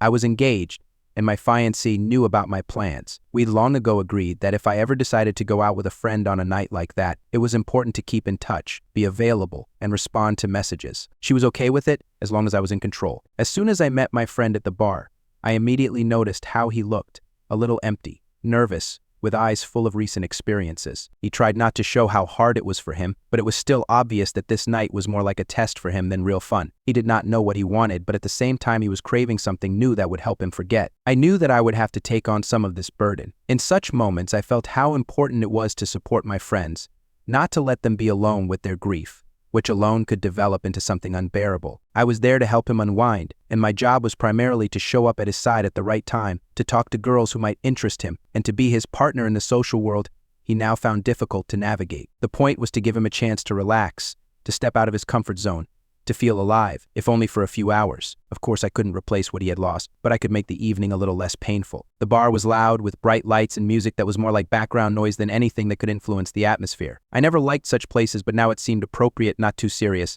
not too intimate. My friend seemed lost in the chaos. I remember him trying to look around as if he was looking for something, but all his movements were slightly tense, as if he expected his every move to be watched. We found a corner that seemed the most convenient to start with a bar manned by two girls we had met in the first few minutes. I noticed him looking at them, but his gaze was sliding, and it was so obvious that I could hardly resist saying something like, "Are you ready or not?" I, on the other hand, was simply watching him. While he was busy with his thoughts, I was trying to absorb the atmosphere, to notice every detail. I knew that my approach to interacting with people was simply a way of creating an atmosphere in which everyone would feel comfortable. I was a partner, and my role was to ease the tension. I felt a little strange because usually I was not a fan of such nights. I always wanted to be at home, in a quiet environment, with a cup of tea and a book. But as in any situation where a person acts on the dictates of conscience, you just have to take what is given. The night, which began as something alien and annoying, seemed an important part of the whole puzzle. When the two girls approached us, I immediately felt the mood change. It was some strange combination of flood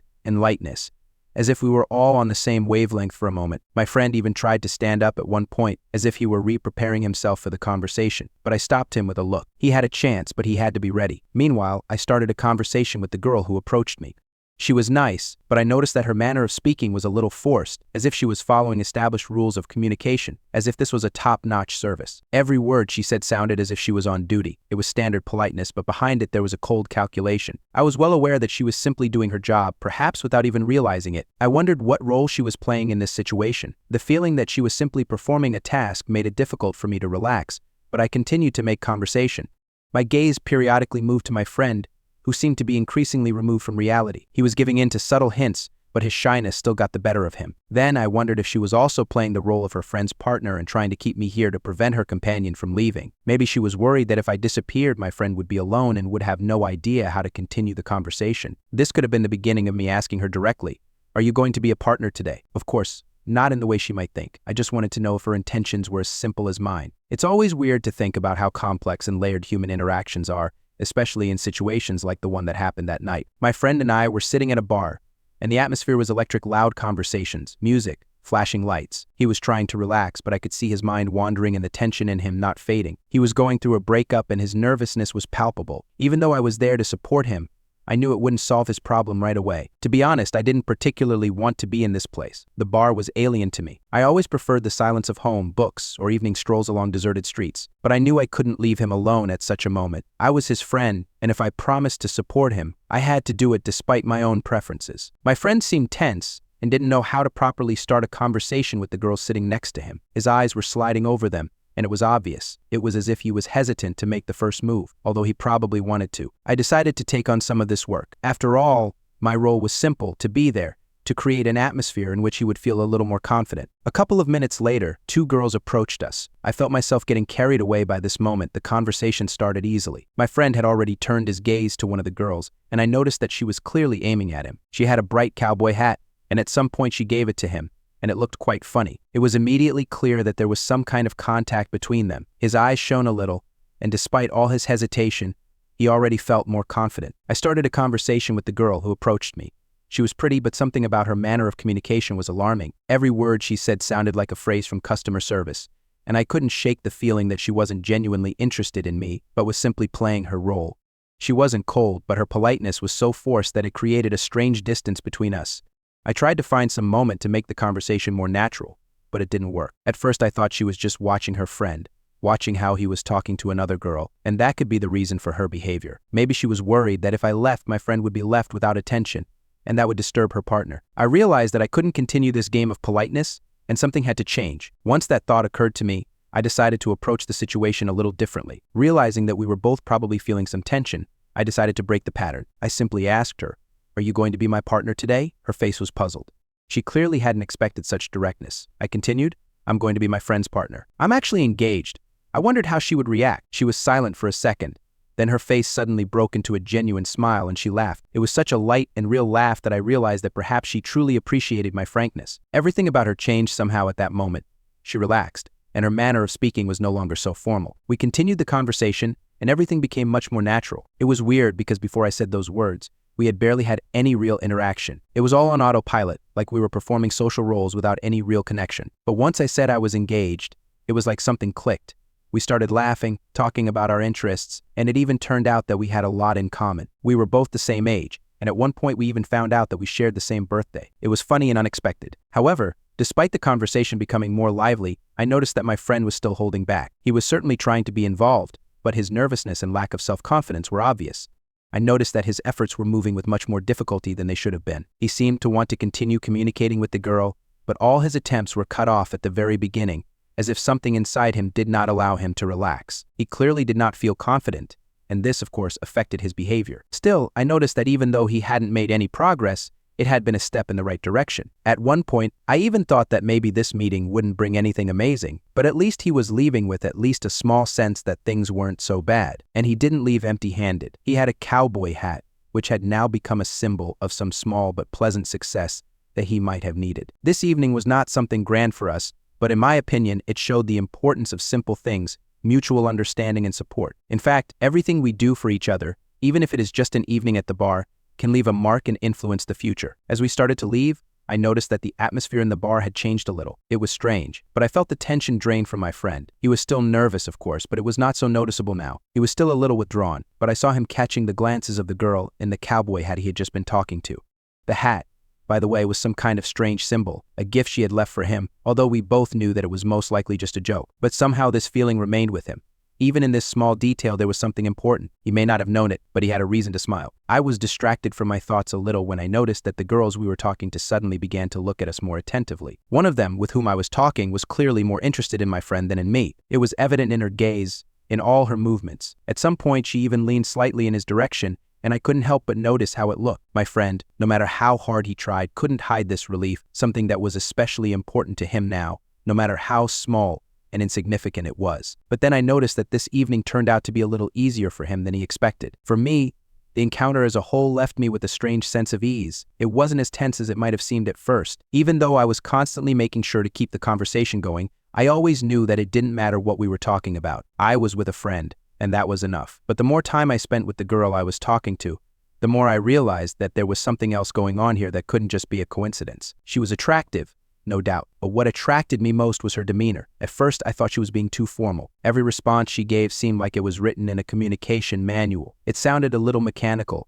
and I couldn't help but notice how that was preventing us from really connecting in conversation. There seemed to be no genuine connection between us. We spoke and she responded politely, but there was something distant about her manner, even if I couldn't quite put my finger on it. When I suddenly decided to break the usual flow of the conversation, it was of course a risk. I noticed how she reacted to my question about partnership. She was a little taken aback, as if this idea of partners seemed strange and unexpected to her. However, something in her reaction surprised me. Instead of simply ignoring it or retorting something in response, she actually laughed. The laughter was so natural that I felt the walls between us begin to disappear. At some point, she looked at me differently, as if I had finally lifted this invisible burden from her that she had been carrying all these minutes, trying to maintain her official image. It was at that moment, when her manner changed, that I realized that we could actually talk now. That laugh I heard was real, and I heard something sincere in its sound that cast aside all those initial false notes. We started laughing, and the conversation flowed much more easily. I suddenly realized that we could actually share experiences,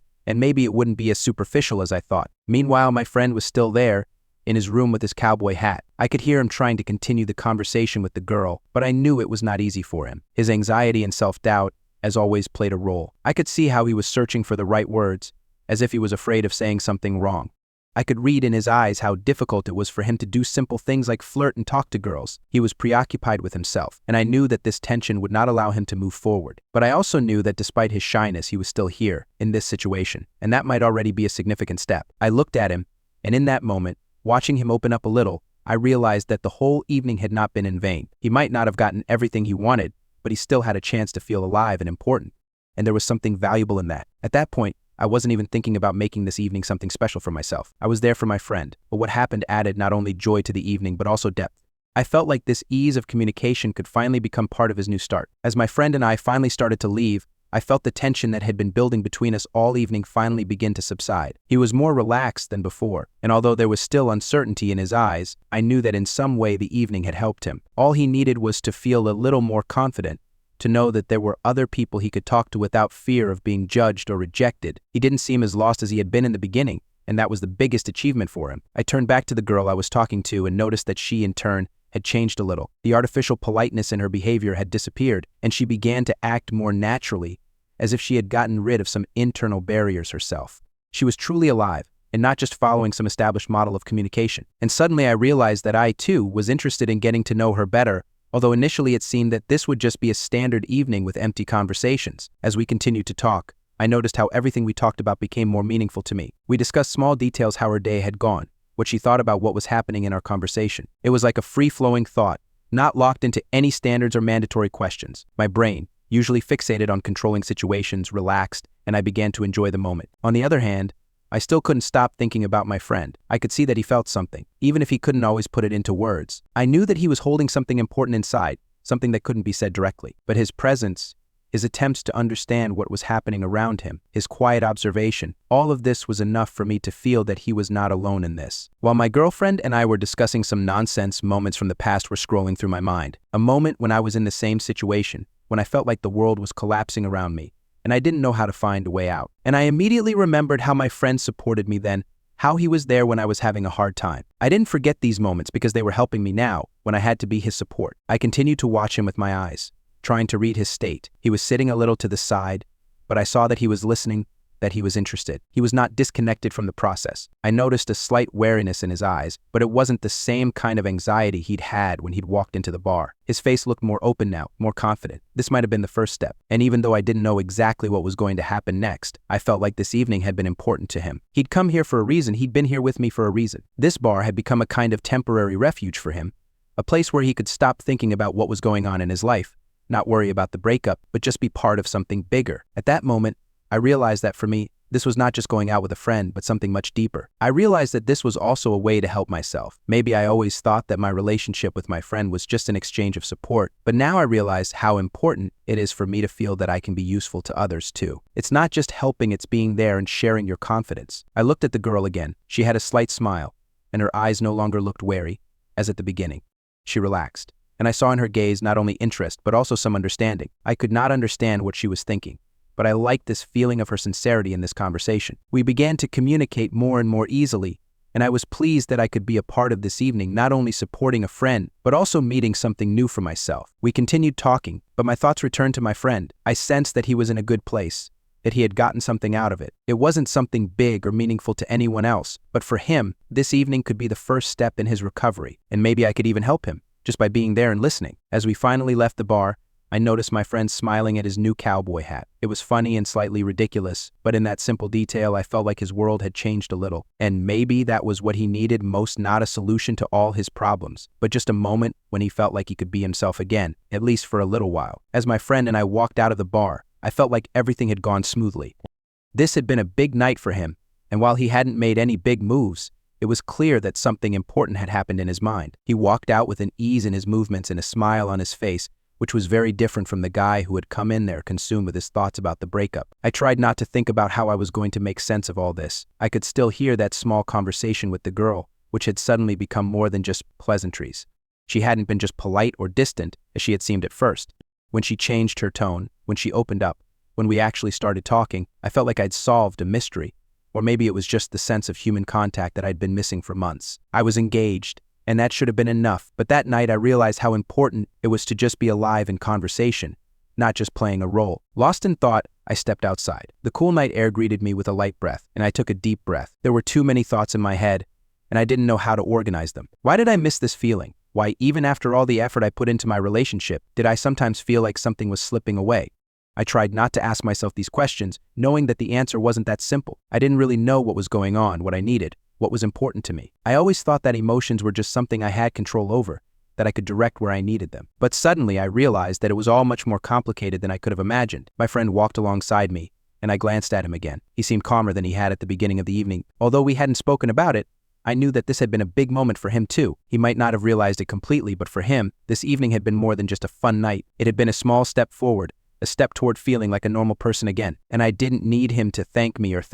It was in his eyes, in the way he moved, how he was beginning to feel like a part of this world again. We walked in silence, and I just enjoyed this moment, this feeling that we had gone through something important. Even if it wasn't something drastic, even if it didn't change his whole life, I knew that at least for a moment he felt like he didn't have to hide. He could be himself, even if it was just here in a bar among random people. I felt my soul lighten, despite all these thoughts that had not yet found their answer. And I realized that this evening was not just about supporting a friend. It was a moment for myself, a moment when I realized that support does not always have to be built on logic or mandatory actions. Sometimes it is enough to just be there for the other person, to understand that they are not alone. At that moment, I realized that this evening had become just as important for me. I had truly discovered something in myself that I hadn't realized before. That might have been hidden until now. I looked at my friend, and his face didn't show the loss I had seen at the beginning. He was himself again, and I knew that he left this evening a little different, a little more confident. Even though we didn't discuss what happened between us that night, I felt like we both took something important with us. I knew in that moment that the evening, despite all its lighter moments, had become meaningful, and while I can't describe exactly why, it was enough for me to be there, to be the one supporting. Because sometimes all you need is to just be in the moment and let others be themselves. As my friend and I left the bar, I felt the strange tension that had been building all evening slowly dissolve. I don't know what exactly had changed, but perhaps it was the fact that my friend seemed much lighter now. I still couldn't quite figure out what was going on in his head, but his demeanor spoke for itself. He was more relaxed than he had been at the beginning, and even his steps conveyed a sense of freedom that hadn't been there before. I remembered how I came here, in what mood. All these thoughts about support, about commitment, about the responsibility that was on me. I was engaged, and everything seemed clear. However, the more I talked to my friend's friends, the more I watched him try to establish contact, the more I realized how difficult it is to be truly confident in yourself. It seemed like there was nothing difficult: a bar, strangers, easy conversations, everything as usual. But for him, every step, every word was a test. I couldn't help but think about what had been going on in his life before that evening, how a breakup, how the trauma of his relationship could have left such deep marks on his consciousness. Maybe he just needed a distraction, or maybe he needed to feel like there was still a world in which he could be himself, not just a person going through his own internal struggles. And that evening had become something of a springboard for change. Not an instant transformation, but a quiet, imperceptible step toward recovery. When I looked at him again, his eyes were calm.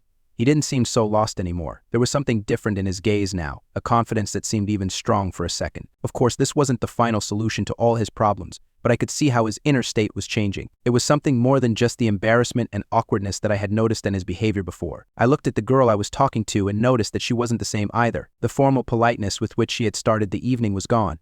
We continued to chat, and the conversation became not only easy but also genuinely interesting. She was the kind of person who could relax and be herself, and I felt like it freed me from any unnecessary tension. We discovered that we had a lot in common: age, interests, even some views on life, and perhaps the most surprising thing was that the conversation became completely relaxed. I realized how strange it all felt.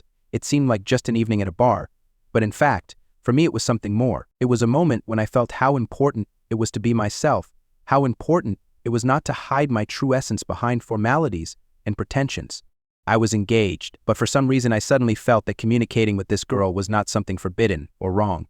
She was not trying to seduce me, and I was not trying to seduce her. We were simply exchanging experiences, many small observations and emotions. My friend continued to chat with the girl he was clearly interested in, and while he wasn't as enthusiastic as I expected, it was clear that he was feeling a little more confident too. He began to talk to her more openly, even making jokes, whereas before he had seemed too tense. I knew his anxiety was still there, but it was less noticeable now. And the cowboy hat she gave him seemed almost a symbol that this evening had been more than just a bar date, a small confirmation that he could feel free and happy despite all his worries. As we prepared to leave, I noticed my friend looking around at the people we had interacted with, at the atmosphere that had surrounded us throughout the evening. He was in no hurry to leave, as he had been at the beginning, when it seemed he simply wanted to escape. His body was not so closed now, and I saw that he might even feel gratitude for this evening.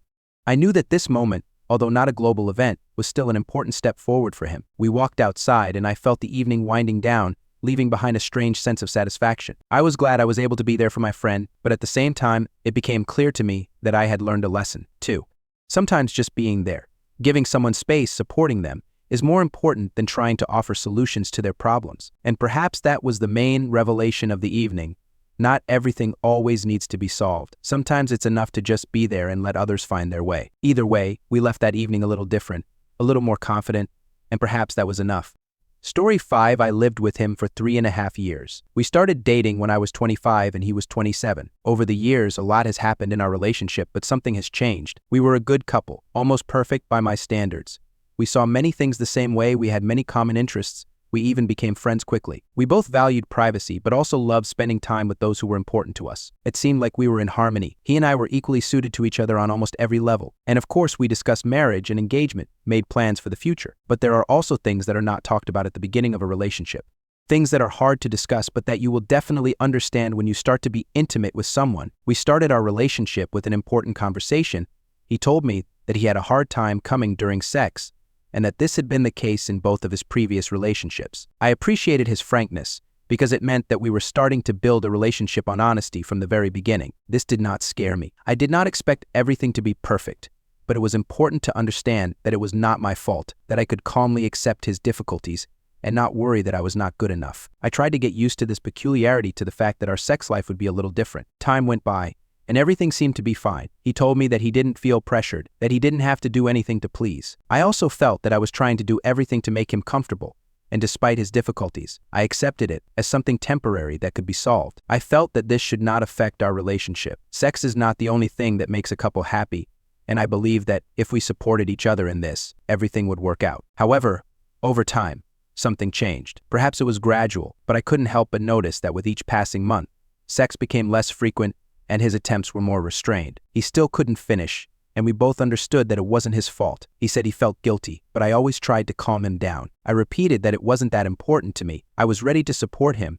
wait patiently, and show him that what was important to me was that he was there, that I loved him, no matter how our intimate life was going. Over time, even though he couldn't finish, something else would happen. Sometimes when I was giving him a blowjob, he would sometimes come, but it would happen very rarely, once a week or even less. I accepted it as normal. I even tried to figure out how to improve the situation, how to make him feel more relaxed and confident. I thought that if it wasn't happening during penetrative sex, then the problem wasn't with us, but with other things, and I was ready to accept that. But I began to notice that the situation was not so simple. His problems with orgasm were becoming more than just weird. They were starting to play a major role in our relationship. He had become addicted to porn.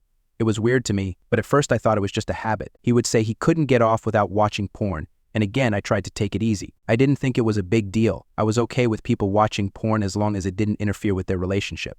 I could take it easy too, if it didn't start to affect our sex. At the beginning of our relationship, this wasn't a big problem, but as time went on, I realized that his addiction to porn was becoming more and more obvious. He would start watching porn several times a week, sometimes even more. During those times, I felt like I was distancing myself from him, like I was becoming less important. He couldn't get off during sex with me, but that didn't stop him from satisfying himself through porn, and I began to feel like he was choosing porn over trying to develop our sex life.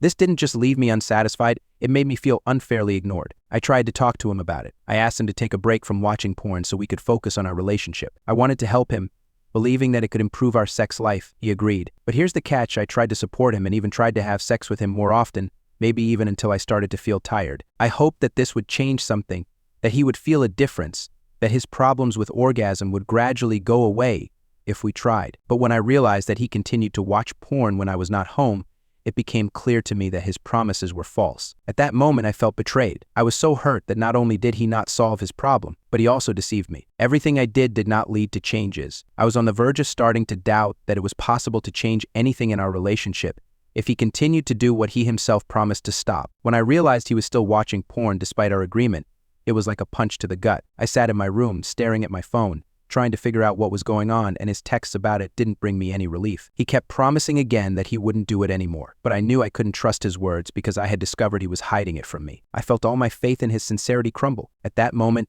it became clear to me that the problem wasn't just his porn addiction. It was also the way he viewed our sex life. He would say, "It's not my fault," or "It's not that important," but every word he said sounded like an attempt to justify himself. I hadn't felt like I was satisfying him in a long time. I tried to be patient, to monitor his reactions, to figure out what turned him on, but no matter what I did, his attention always seemed to wander. I was his partner, but he didn't see me as someone he could be completely open with. I couldn't help but feel that maybe this was the moment I needed to make a choice, because the relationship was no longer bringing me joy. Many people say that relationships are built on trust and communication, but what do you do when both of these components start to disappear? Of course, I tried to talk to him, but each time these conversations did not lead to any results. He always promised me that he would change, but his promises seemed empty. I felt that his promises were just a way to persuade me not to ask more questions, but nothing more. We discussed his problems over and over again, but nothing changed. I had to stay in this position, like in some endless cycle of disappointment. Every day I waited for something to change, but every time I saw him take another break to watch porn, it hurt.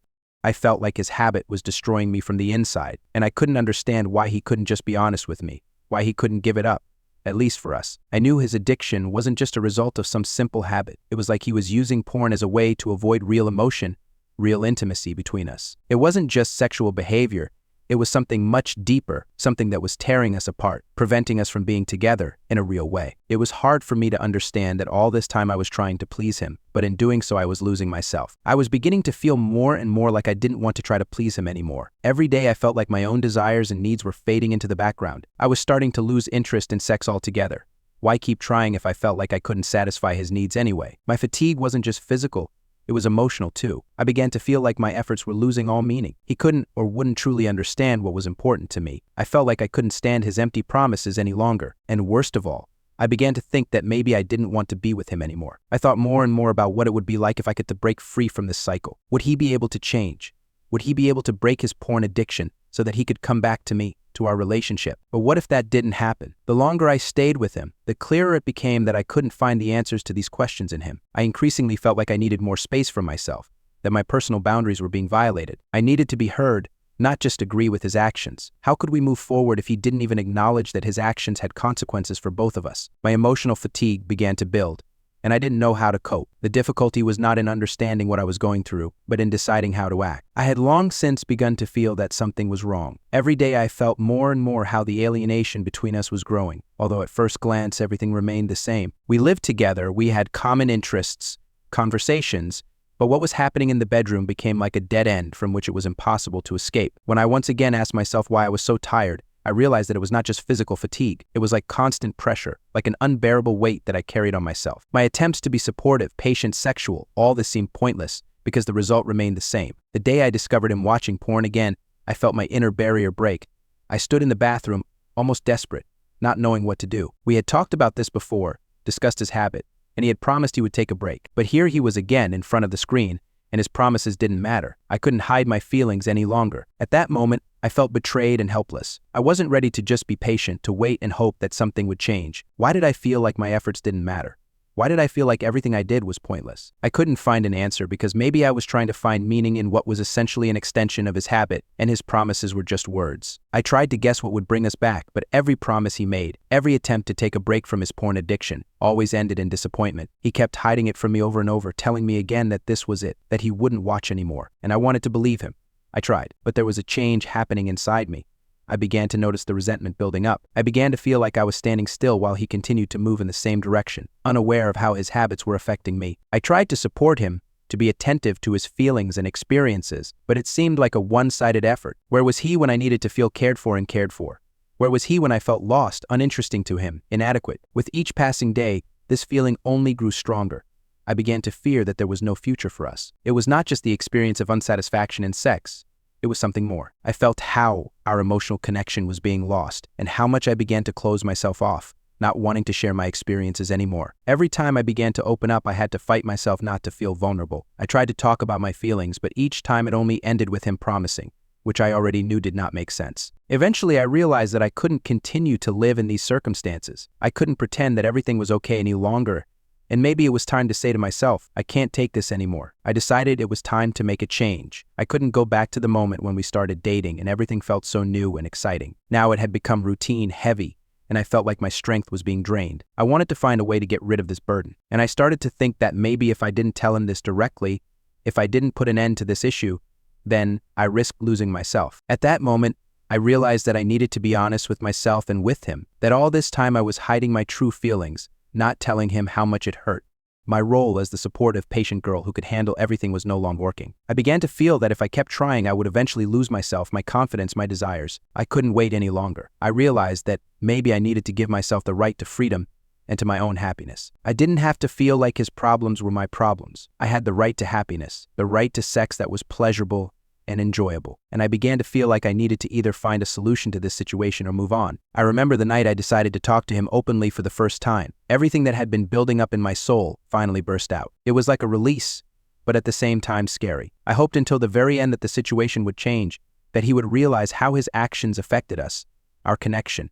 I felt again how hard it was to live with this secret hidden from him. But after all this, I had no choice but to just talk it out. We were sitting in our little cozy corner on the couch. I was trying to collect my thoughts, but my hands were nervously clutching the pillow, and my heart was pounding as if it was about to burst out of my chest. We weren't talking to each other. I was kind of waiting for him to notice something, but nothing was happening. He, as always, was absorbed in something of his own, as if nothing had changed. We were so close, but all these distances, invisible but tangible, became huge chasms between us. I can't do this anymore, I said without any preamble. The words fell like stones into the void, and it seemed to me that they would never reach him. He turned to me, and his eyes were full of worry. He knew that something was wrong, but then I began to reveal to him the very shadow that hung over us. You can't understand how tired I am of this, I continued. You keep promising that everything will change, but nothing happens. I can't trust your words anymore. You're hiding the truth from me again. You're telling me you don't watch porn again, and I'm catching you in a lie. I can't live with this anymore. His face became serious. He looked like he was on the verge of understanding what I was saying, but at the same time he didn't know how to deal with it. He was silent, and at that moment I felt a cold wave of disappointment and pain wash over me. I couldn't hold it all in anymore. There was no anger in my words, only emptiness, coldness. It was as if I had disconnected from what was happening and was watching us from the outside. You don't notice that I'm trying. I've tried to change our sex life. I've tried to do everything to make us feel good. But you keep hiding from me what's important to you, what you need. What if I can't ignore it anymore? I spoke quietly, but my words cut like knives. I couldn't stop. I felt everything I'd hidden for so long burst out. I didn't know what would happen next, but I couldn't keep quiet anymore. He was silent. There was no confident answer, as I had expected.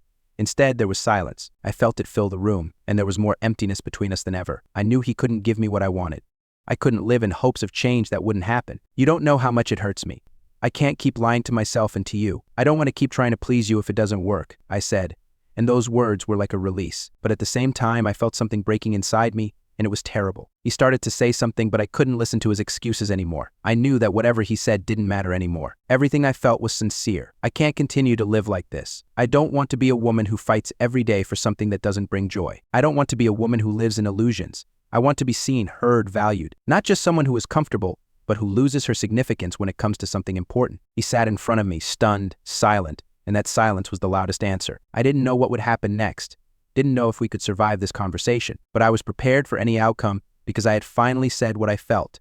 Now all that was left was to wait. I couldn't believe this was happening. I sat there, looking at him, trying to figure out what to do next. He still hadn't said a word. His eyes were filled with a mixture of confusion and helplessness. I waited for him to finally show some kind of reaction, but instead his silence only increased my feeling of loneliness. In that moment, I realized that we were standing at some kind of a threshold, and no matter what the next step was, it would be decisive. I couldn't continue this fight. It was getting harder and harder every day. I couldn't pretend that everything was okay anymore. I couldn't ignore all the little and big moments that showed how far we had grown apart. We continued to live in the same apartment, but the feeling that we hadn't been close for a long time became unbearable. I was ready to give him everything, my love, my devotion, but when all I got instead was his avoidance and empty promises, it became unbearable. He didn't say a word. I didn't know what it meant. Were they tears he couldn't hold back, or did he just not know what to say? He was silent for a long time, and I felt the time dragging between us. I knew he was suffering, that it was difficult for him, but something inside me began to grow: discontent, disappointment, and pain. I began to understand that I could no longer hold everything in for him. I couldn't be strong just for the two of us when he himself was unable to change his behavior. After a few minutes of silence, he finally opened his mouth, but his words did not comfort me. He said that he was still trying,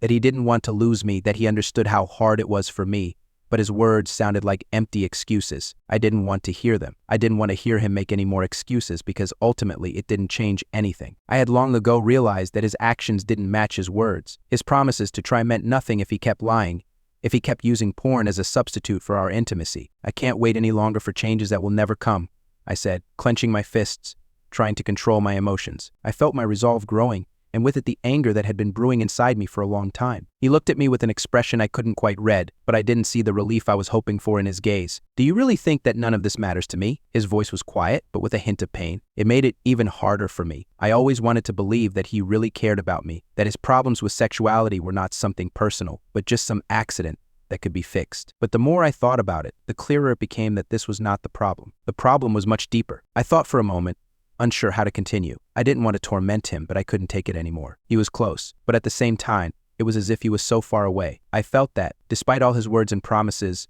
we were losing contact more and more. We were still in the same room, but it was as if we existed in different worlds. "You can tell me you're trying, but I can't see it," I said. And even though my words were harsh, I didn't feel relieved. It was still hard. "You say you want me to be happy, but you don't do anything to make it happen.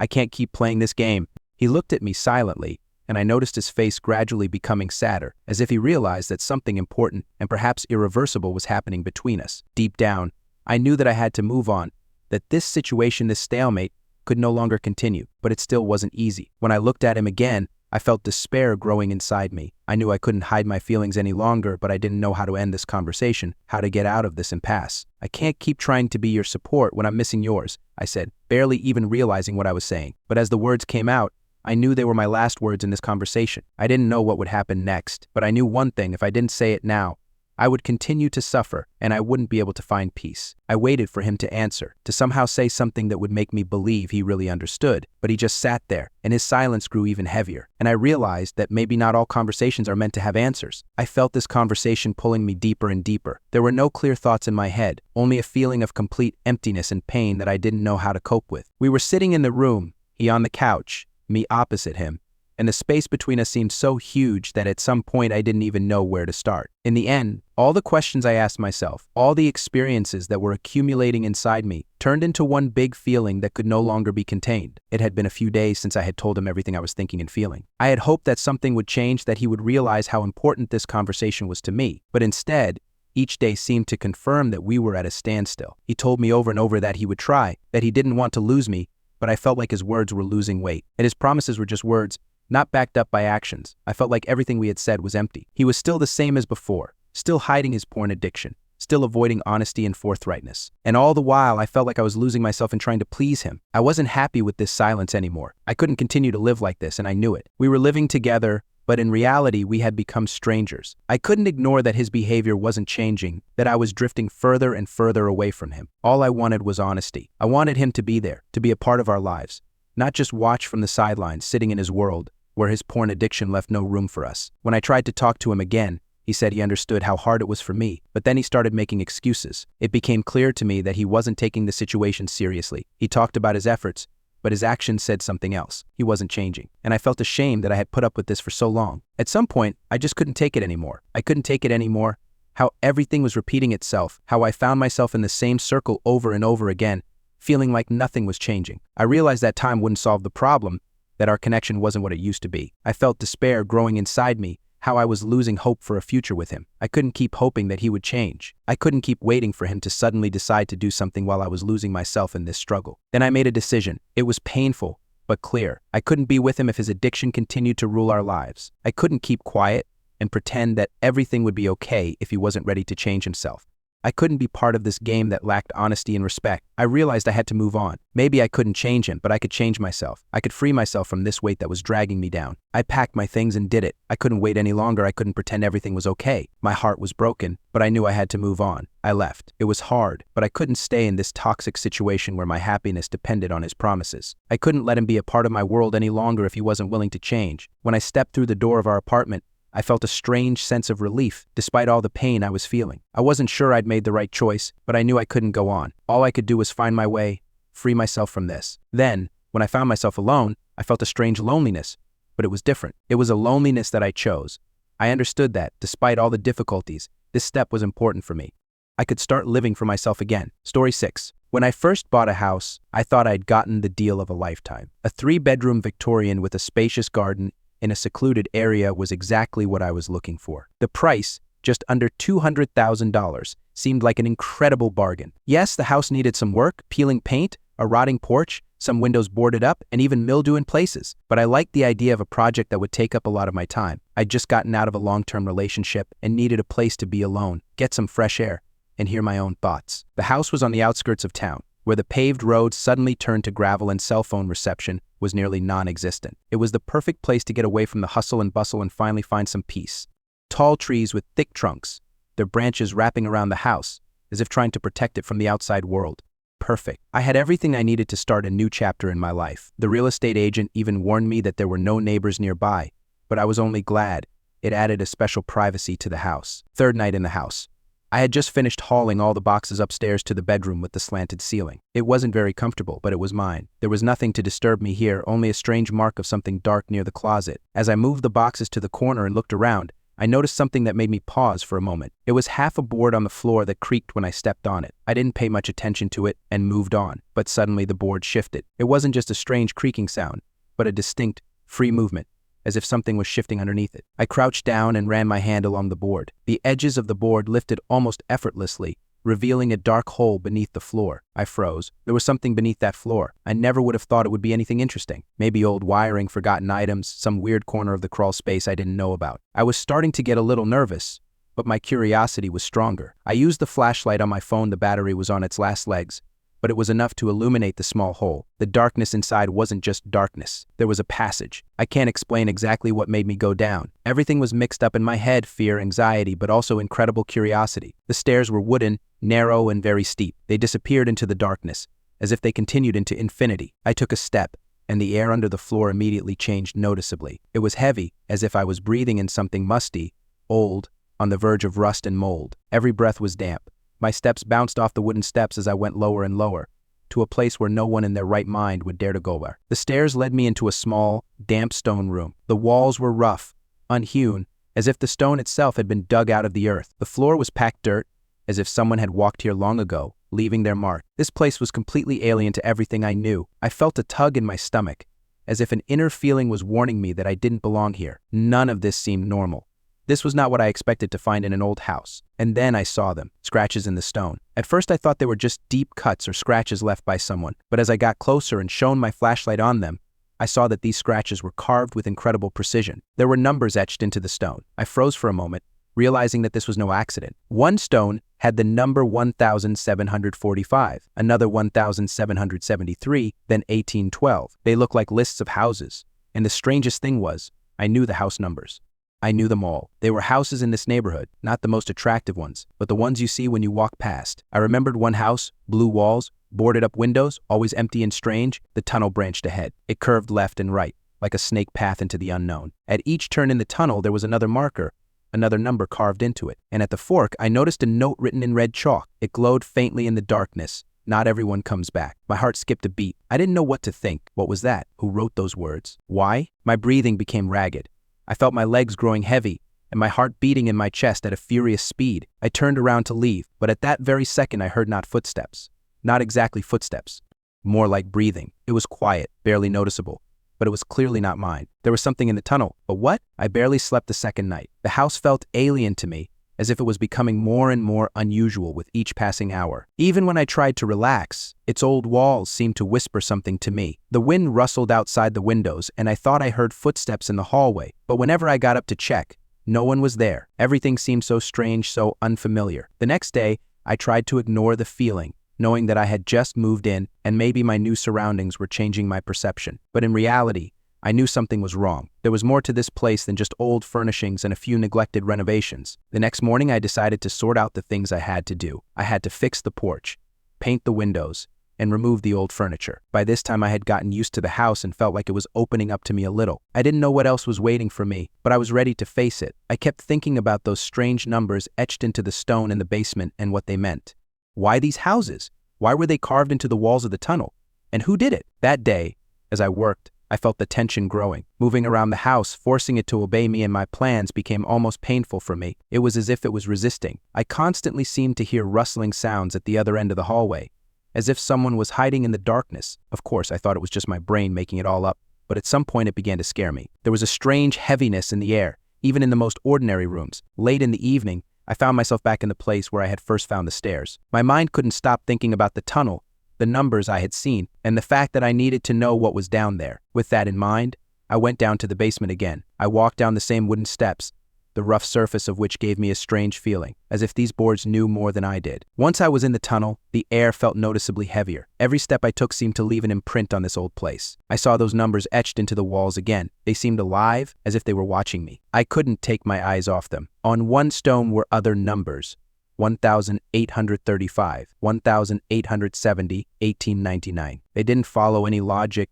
They weren't consistent. It all seemed so strange, so mystical, that I didn't know what to do with this knowledge. Why was it here? Why didn't I know anything about these houses? But then I noticed something new that made my heart skip a beat. There was a strange moisture in the air, and I felt it wrap around me like an icy hand squeezing my heart. I pointed the flashlight ahead and noticed that there were new markings on the tunnel walls, written in something red, not just chalk, but something more permanent. They seemed freshly painted, and some of them were not even dry yet. My breath caught in my throat. I didn't know what it meant, but it read, "The one who comes will not be the same as before." As I continued walking, I found it hard to breathe. The walls felt tighter and tighter, and the space seemed to shrink with every step. The air was filled with this smell of rot and dampness, and I couldn't understand what was happening. It was like a place outside of time, veiled in old secrets. The tunnel continued to twist, giving no clue as to where it ended or what would be around the next bend. My curiosity began to battle with fear, I didn't know why I kept moving, even though this place was so alien. At some point, I felt someone's presence. I turned around, but saw no one. Only a shadow flashed on the wall, and I immediately froze. The opposite wall was covered with strange signs, something like drawings. I stepped forward and looked at them. These symbols looked like signs, but their meaning was completely alien to me. I could not understand what they meant. But one thing was clear. These symbols were not random. I felt like I needed to leave. I turned around and hurried back. My footsteps echoed in the tunnel. The walls began to narrow, and I could almost feel them pressing in on me from both sides. I hurried, but I still couldn't shake the feeling that someone was following me. When I finally reached the top and closed the stairs, I felt my hands shaking. The house was somehow different. It was empty, but it seemed to become more alien with every step. I didn't know what had happened in the basement. I didn't know what everything I'd seen there meant. But one thing was clear. There was something here in this house that was hiding me from the rest of the world. I wasn't sure this place was safe anymore. The third night came too quickly, and with it came even greater anxiety. I tried to ignore my fears, but the more time I spent in that house, the more it became clear that I was not alone. I didn't know what was happening, but everything around me felt unnatural. Even the air was different, not fresh, but heavy and oppressive, as if the walls were trying to hold me in their power. I found myself back in the basement. I didn't want to go back there, but something inside me was pushing me. Maybe it was curiosity, maybe it was the desire to understand what was going on, or maybe it was just a dull certainty that I had to figure it all out. Deep down, I knew that with every step I took, I was becoming more and more dependent on this place, as if its dark corners had become a part of me. As I descended into the tunnel again, it seemed as if everything had changed. The place had become closer, as if the tunnel was getting narrower each time. I felt the walls pressing in on me, and at that moment I thought I heard them whispering. But no, these were no ordinary whispers. These sounds were clear, almost ringing, and they seemed to come from the ground itself. I stood there, holding my breath, listening, but the sound disappeared as suddenly as it had appeared. The tunnel seemed familiar now, but not in the sense that I knew it. I felt it alive. Every movement seemed to be a response to my steps, and with each step I became more and more enclosed in this place. I moved on, not understanding why I couldn't leave. Maybe it was fear, or maybe I needed to know what was hidden here. And the longer I stayed, the less I could remember about myself. When I reached the place where I had last seen these strange symbols, I realized that they were there for a reason. They were not just signs, they were a warning. I moved closer, and this time I did not move away from them.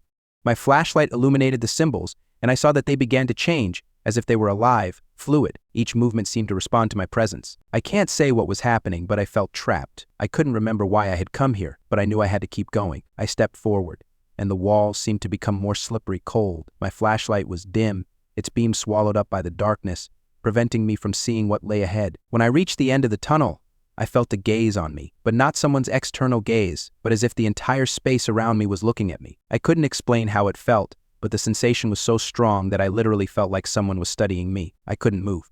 Something was preventing me from taking the next step. And then, as if responding to my hesitation, there was a sound in the tunnel. It wasn't just a sound. It was a scream, deep, as if coming from somewhere in the heart of this darkness. I realized I wasn't alone. There was something here, and that something was strong, alive, and it didn't want me to leave. But I took a step forward. It wasn't out of courage, more like a forced movement, as if I were under the control of something greater than myself. And then a figure appeared before me. Her outline was indistinct, as if she were dissolving into shadow. I felt the air around me tighten, and everything became heavy, as if this moment were just a preparation for something greater, something inevitable. I looked at her, unable to turn my head, and even though I couldn't see her face, I knew she knew me. The figure did not move. I stood there, waiting for what would happen next, without having the slightest idea what it was. Something came from the darkness, a sound like someone standing next to me. I turned around, and then I realized I was not alone. But something was wrong. It was not just a person. It was something unnatural, and I could feel its presence, like a living thing. I tried to breathe, but I couldn't. The inhalation was too heavy. I knew I had to leave, but my legs wouldn't move. I couldn't tear myself away from this place. It felt like this moment lasted forever. The figure finally disappeared,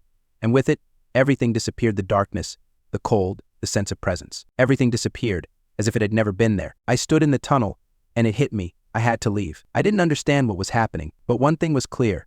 I shouldn't be here. My mind couldn't put all the pieces together, but I knew I had gone too far. I turned around and ran back. On the fourth night, I realized I couldn't leave. This house, or what was left of it, gave me no choice. I was back in the basement, but now it wasn't just a dark corner of my home. It was something I was attached to, something that demanded my attention, like a living entity ready to consume me if I turned away. I don't know why I went back there. Maybe it was fear, maybe it was curiosity, maybe it was both. But I knew one thing, something was calling me. Each night I became more and more aware that the deeper I went, the harder it would be to get out. It wasn't just curiosity, I was being pulled into something bigger. And with every step I took, it became clearer. I wasn't a guest in this house, but a part of it. Its dark corridors had become a part of me, as if they were influencing my mind, making me their prisoner. The air was familiar as I descended into the tunnel, cool and smelling of damp earth and something stale. But now that I realized that this place was not just old but alive, I realized that the darkness had consumed me more than I thought. The walls that had once seemed like ordinary stones now looked organic, as if alive and ever-changing. The numbers etched into the stone no longer seemed like mere markings, but as if they were part of something that had been here long ago. They were not just house numbers. They were something more. The tunnel no longer seemed like just a place. It had become a path I was destined to take, a path I couldn't stop on even if I wanted to. I kept going, and with every step, everything became more unclear, more foggy. The stairs and stones around me began to change shape, as if they had a life of their own. I found it hard to breathe. The air was getting heavy, and so were my thoughts. I almost lost track of time, but when I raised the flashlight, I noticed that the tunnel was getting narrower. The walls were closing in, and at one point it seemed like I couldn't go any further. But something inside me wouldn't let me turn back. It wasn't just fear, it was the realization that I had to go through this to the end. When I reached the place where I had last seen the numbers, I noticed that they had become brighter. They glowed with a dim but noticeable light. I walked closer and noticed that each symbol was now bathed in light, as if it were alive. I couldn't figure out what it meant, but something was pushing me to move on. And as I continued, I noticed that the tunnel had become even more confusing. At the fork stood another figure. This moment was familiar. I knew this wasn't just a person.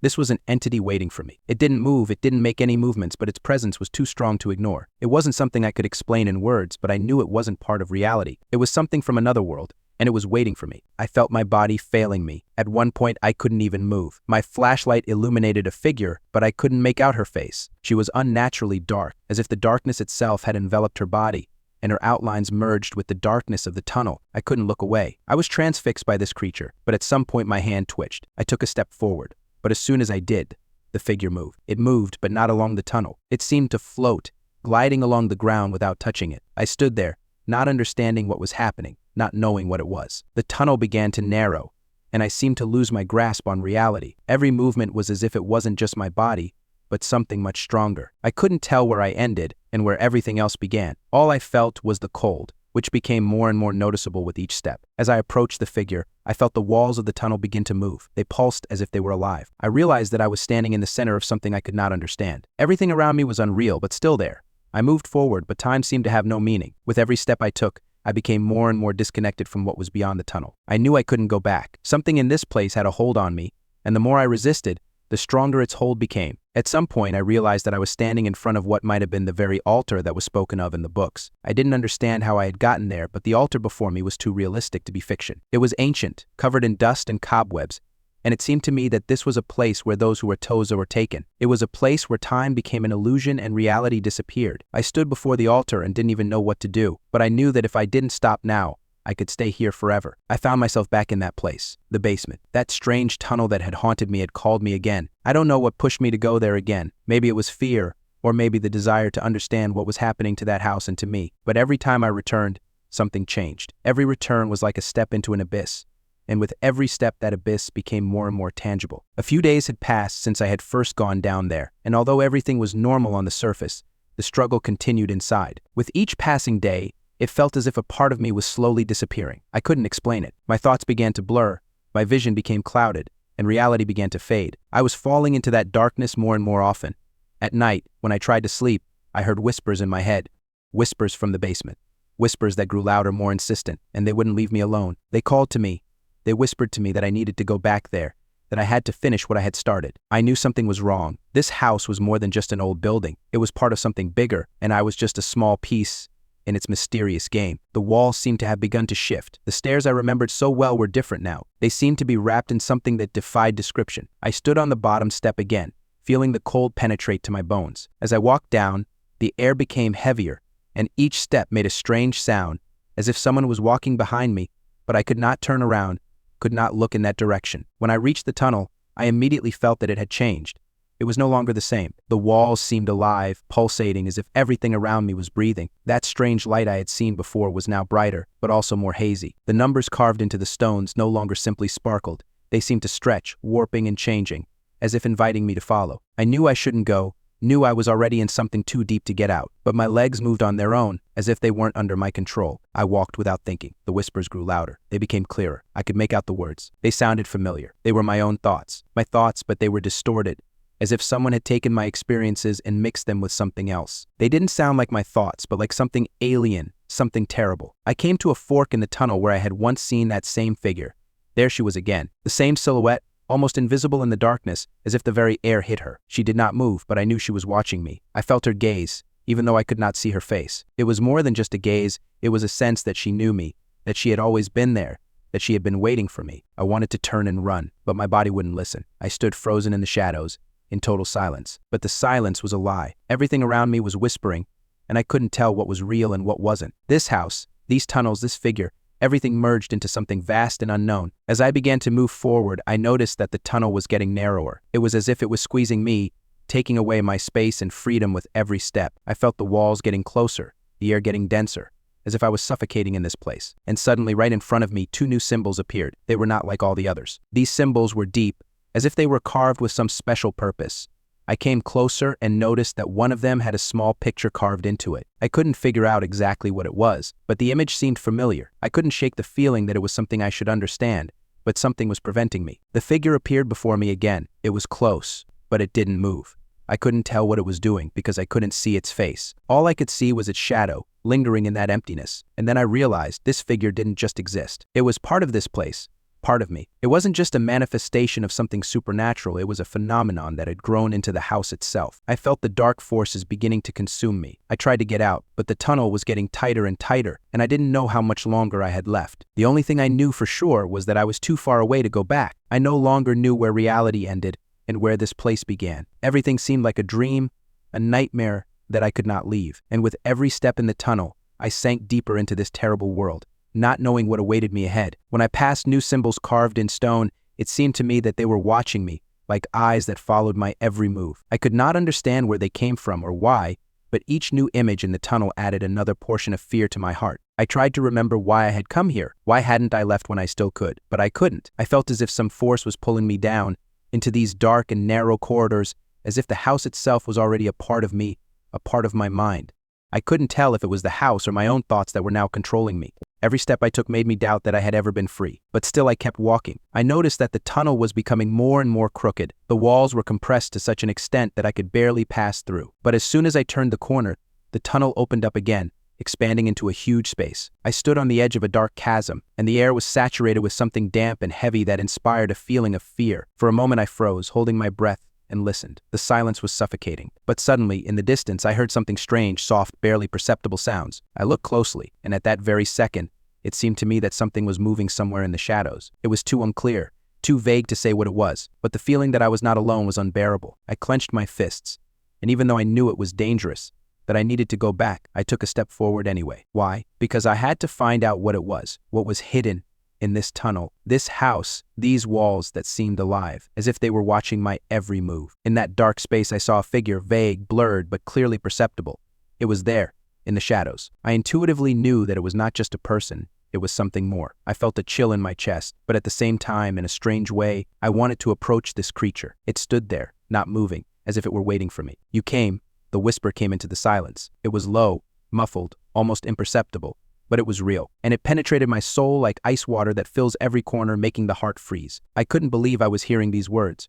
I tried to understand where they were coming from, but the figure was silent, standing in front of me, hidden in the darkness, leaving only its shadow, which was increasingly swallowing up the space. I felt reality begin to blur again. This tunnel, these walls, this figure, all this was becoming a part of me, and I no longer knew who I was and who really was. My body seemed not to obey me. I came closer, not controlling my movements.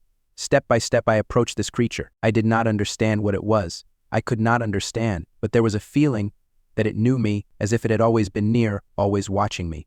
I felt its presence even before I saw it. It was too late to turn back. I took another step, and suddenly the figure finally moved. She raised her hand, and the gesture was urgent. Not with words, but with action. She was directing me there, into the darkness that enveloped everything. I could not go back, even if I wanted to. I followed the creature, and the tunnel became terrifying again. The walls seemed to have shrunk even more. My flashlight was now unable to illuminate even a few steps forward.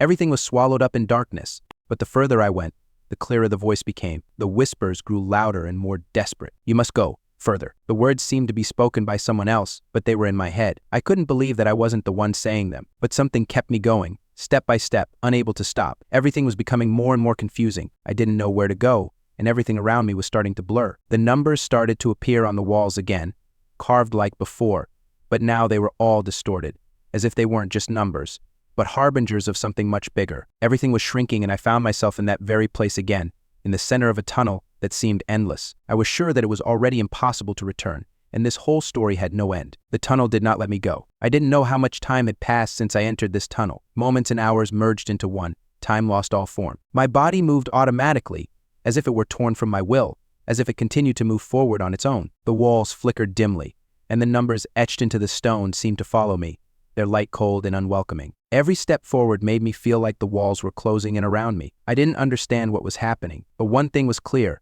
I was no longer the person who had entered this house. I was part of this place, part of its history, like one of those who had once gotten lost in these tunnels. And it was as if I was becoming one of those numbers on the walls, the one who had entered and never returned. As I approached the next turn, I felt her again. That presence. She was there, somewhere in the darkness, hidden and unseen. But I knew she was there, and she was waiting for me. I followed her shadow, which slid along the walls like something alive, elusive. I didn't need to see her to understand that she was always there. She didn't say anything, didn't do anything that could frighten me, but I knew that I couldn't go back. I couldn't get out. I couldn't even remember how I got here. My head was no longer clear. I could see the numbers on the walls growing brighter, but they were changing. Changing so much that I couldn't tell the old from the new, and it made me doubt that anything I'd seen before even mattered. Everything here was fluid, unfixed. The tunnel in front of me stretched on forever. It seemed like it would be like this forever. It seemed like I was walking in a circle, but at the same time, every time I turned a corner, I felt that something was changing. This was not just space. It was a labyrinth created by the house itself. I approached a small room. In the center stood a stone altar, covered in a thick layer of dust, as if it had not been used for decades. The entire room was dark, unlit. I felt the air become even heavier, as if it was freezing in this room, not allowing me to breathe. There was a book on the altar, black and cracked, as if it were old and worn with time. I walked up to it, picked it up, and felt its weight sink into me. When I opened the book, the pages were covered in writing. The font was unusual, unlike anything I had ever seen. It was crooked, sloppy, as if someone had written it in a hurry, in a rush. "Not everyone comes back." Read one page. The words seemed to touch me. I didn't know what they meant, but I felt like they were a warning. Understanding came later as I read on. Each entry was like a report of those who had once been here, of those who had walked into these tunnels, and of those who had never returned. Each story was like mine. Everyone who tried to understand what was happening in this house became part of its history. Everyone who sought answers became part of this labyrinth. I looked at the altar. It was covered in a layer of dirt that didn't look like regular dust. I leaned in and felt the smell of it enter my nostrils. It wasn't just dirt. It was the smell of decay. Something rotting that was left in this place. I looked at the walls, and it seemed like new numbers were appearing on them again. The old ones were disappearing, vanishing as if they had never been there. As I stood there, trying to comprehend what was happening, I felt cold. It was unnatural, as if the very air around me was becoming ominous. This cold sensation filled my lungs, and I felt like I couldn't breathe anymore. I turned around again, and somehow automatically realized that the figure was near again. She didn't speak. She didn't move, but I felt her presence. It was more than just a figure. It was something I couldn't understand, but I couldn't ignore. "You have to go," flashed through my mind. It wasn't a voice. It was an order I couldn't put off. I felt my body start to move on its own, in the direction I didn't want to go. As soon as I stepped forward, everything around me changed. The walls tightened even more, and I realized that now I definitely wouldn't be able to get out. When I walked through that door that was hidden behind the stones, I realized that I was in another place, another time. I was in a place where everything was distorted, like in a nightmare, where reality and fantasy were intertwined, and it seemed to me that I would not be able to get out. Story 7. And I got up early, as always, and quietly closed my bedroom door. The house was gloomy and quiet, the air a little cool, with a smell of freshness and humidity. The forest that surrounded the house seemed dead, without a single sound. I was used to this loneliness, but the longer I was here, the more disturbing it became. The dog Harley was sitting by the door, waiting as always. She was a reliable companion during these eclipses, though I could have sworn she hadn't always been like this. Just a few months ago, she would run around the house barking happily, but now her behavior had become strange. She seemed wary, as if something or someone might be watching us in these dark woods. I always thought it was just my imagination, but I was increasingly unsure. I took the leash, hooked it onto Harley's collar, and walked out into the garden. It was always quiet here. Not a sound except for the footsteps that resonated on the wet ground. Every now and then I stopped to look at the trees, their branches shaking in the wind, but nature itself seemed frozen. The forest around me was thick and impenetrable, and I had long forgotten how to feel safe here. Harley, usually cheerful and playful, now walked along the path beside me, looking around warily, as if something was waiting for us in the darkness between the trees. Her behavior had become especially strange since I noticed that she no longer responded to familiar scents. She didn't seem to recognize the scents that used to make her excited. as if she sensed something I couldn't place. We passed through a small forest and I noticed something strange. The sky was clear, but it still seemed dim, as if the sun was hesitating to rise. My eyes fell on what looked like a dark figure standing far away among the trees. At first I thought it was just a shadow, but the longer I looked, the more I began to feel that this was more than just a trick of the light. I felt a shiver run down my spine and wanted to turn around and go back into the house, but Harley was frozen. She wasn't moving, her tail was down, and her eyes were wide open. I approached her carefully, trying to figure out what she was seeing. She was clearly noticing something, and that made me very wary. Suddenly, as if on cue, she abruptly ran towards the place where I had just seen the figure. I ran after her, but thoughts flashed through my mind. What if this wasn't just a mind trick? Was I going crazy? Could I be so lonely that I was making things up? But when I reached the place where the figure had stood, it was gone. And all I felt was this strange sense of unease that grew on me with every step. I stood among these old trees, feeling the ground beneath my feet shift. It felt like I wasn't alone, like someone was watching me. But at the same time, I couldn't find any sign of anything alive. Harley came back to me,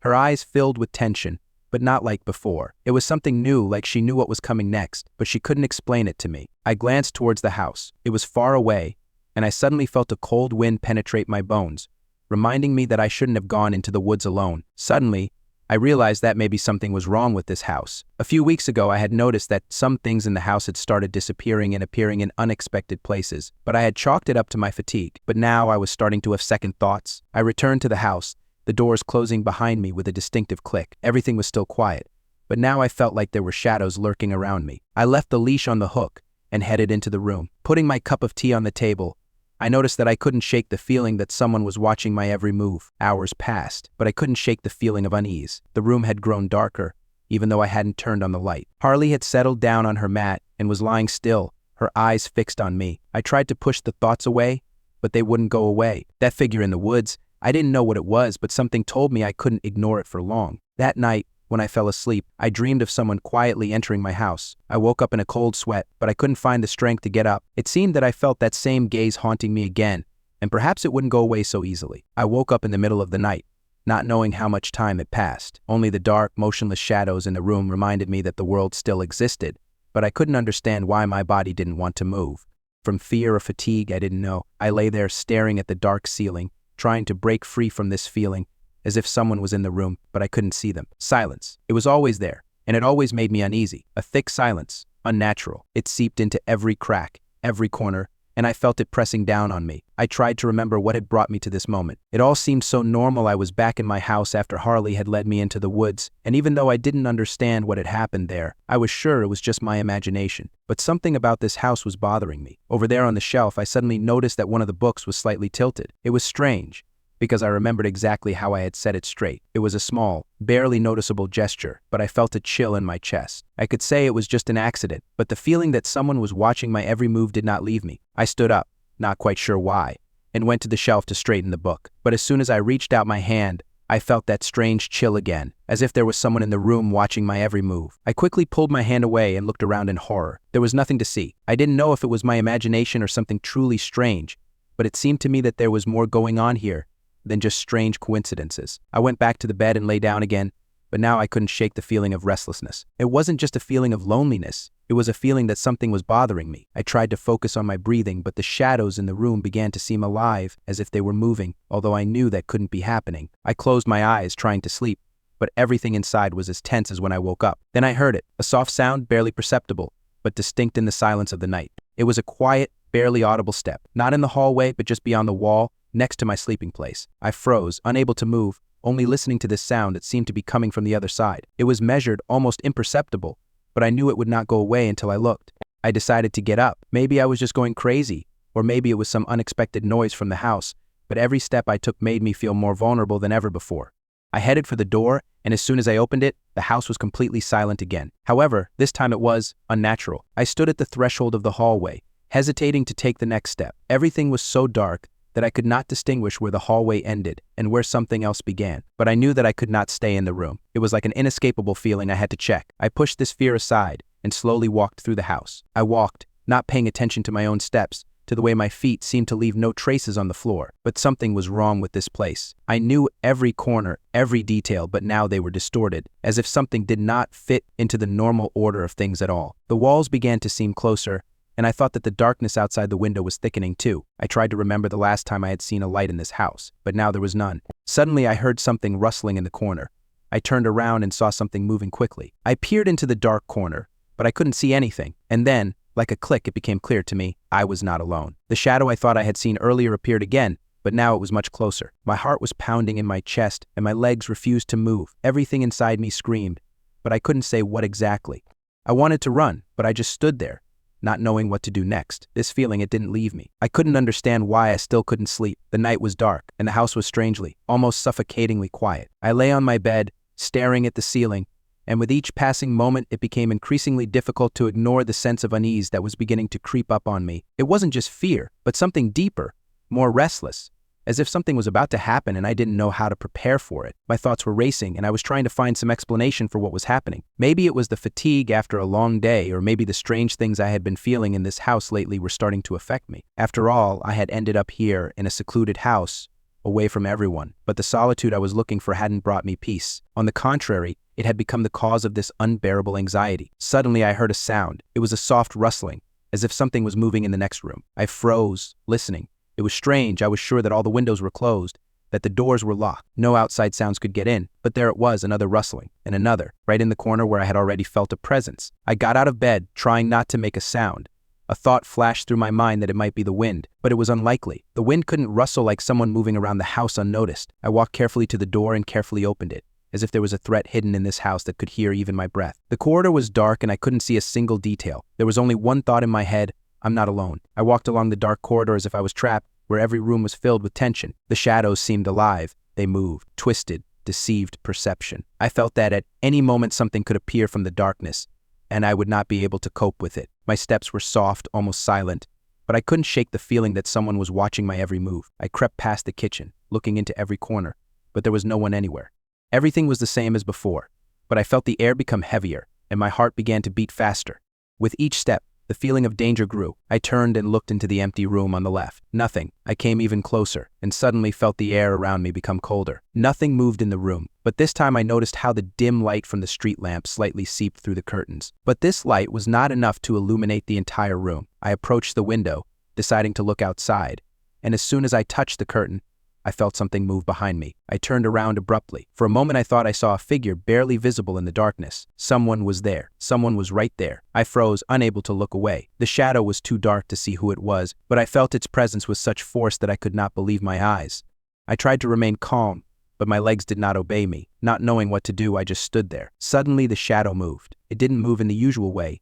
It seemed to be moving apart, spreading out, as if someone was pulling it. It was so strange that I felt it rather than saw it. I couldn't understand what was happening, but I knew I had to get away from here. I took a step back and immediately felt the shadow move towards me. I rushed to the exit, and as soon as I found myself in the corridor, I ran towards the stairs. Without turning around, without trying to find out what it was, but the noise of footsteps followed me.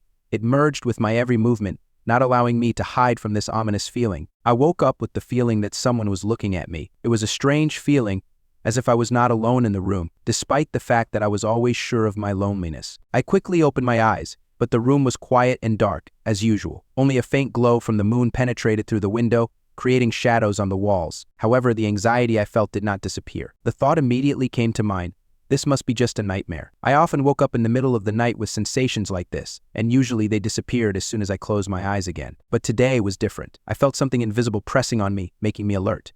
I rolled over, trying to nestle into the bed and go back to sleep, but I couldn't. All I could think about was that I wasn't alone. Something was here. The room was getting colder with each passing moment. It felt like the air in the room was getting thicker, as if someone had added an icy weight to it. I forced myself to stand up, cursing my ability to imagine all sorts of scary stories, but I couldn't shake the feeling. I slowly sat up, deciding to check what could have caused such a feeling. My gaze slid around the dark corners of the room, but I didn't notice anything suspicious. I walked to the door, hoping a few steps down the hall would help me focus. But as soon as I turned the knob, a buzzing sound suddenly filled the air. It was strange and unimaginable, as if the room had suddenly filled with something that couldn't be there. I paused, listening. It wasn't the usual sound of a house or furniture.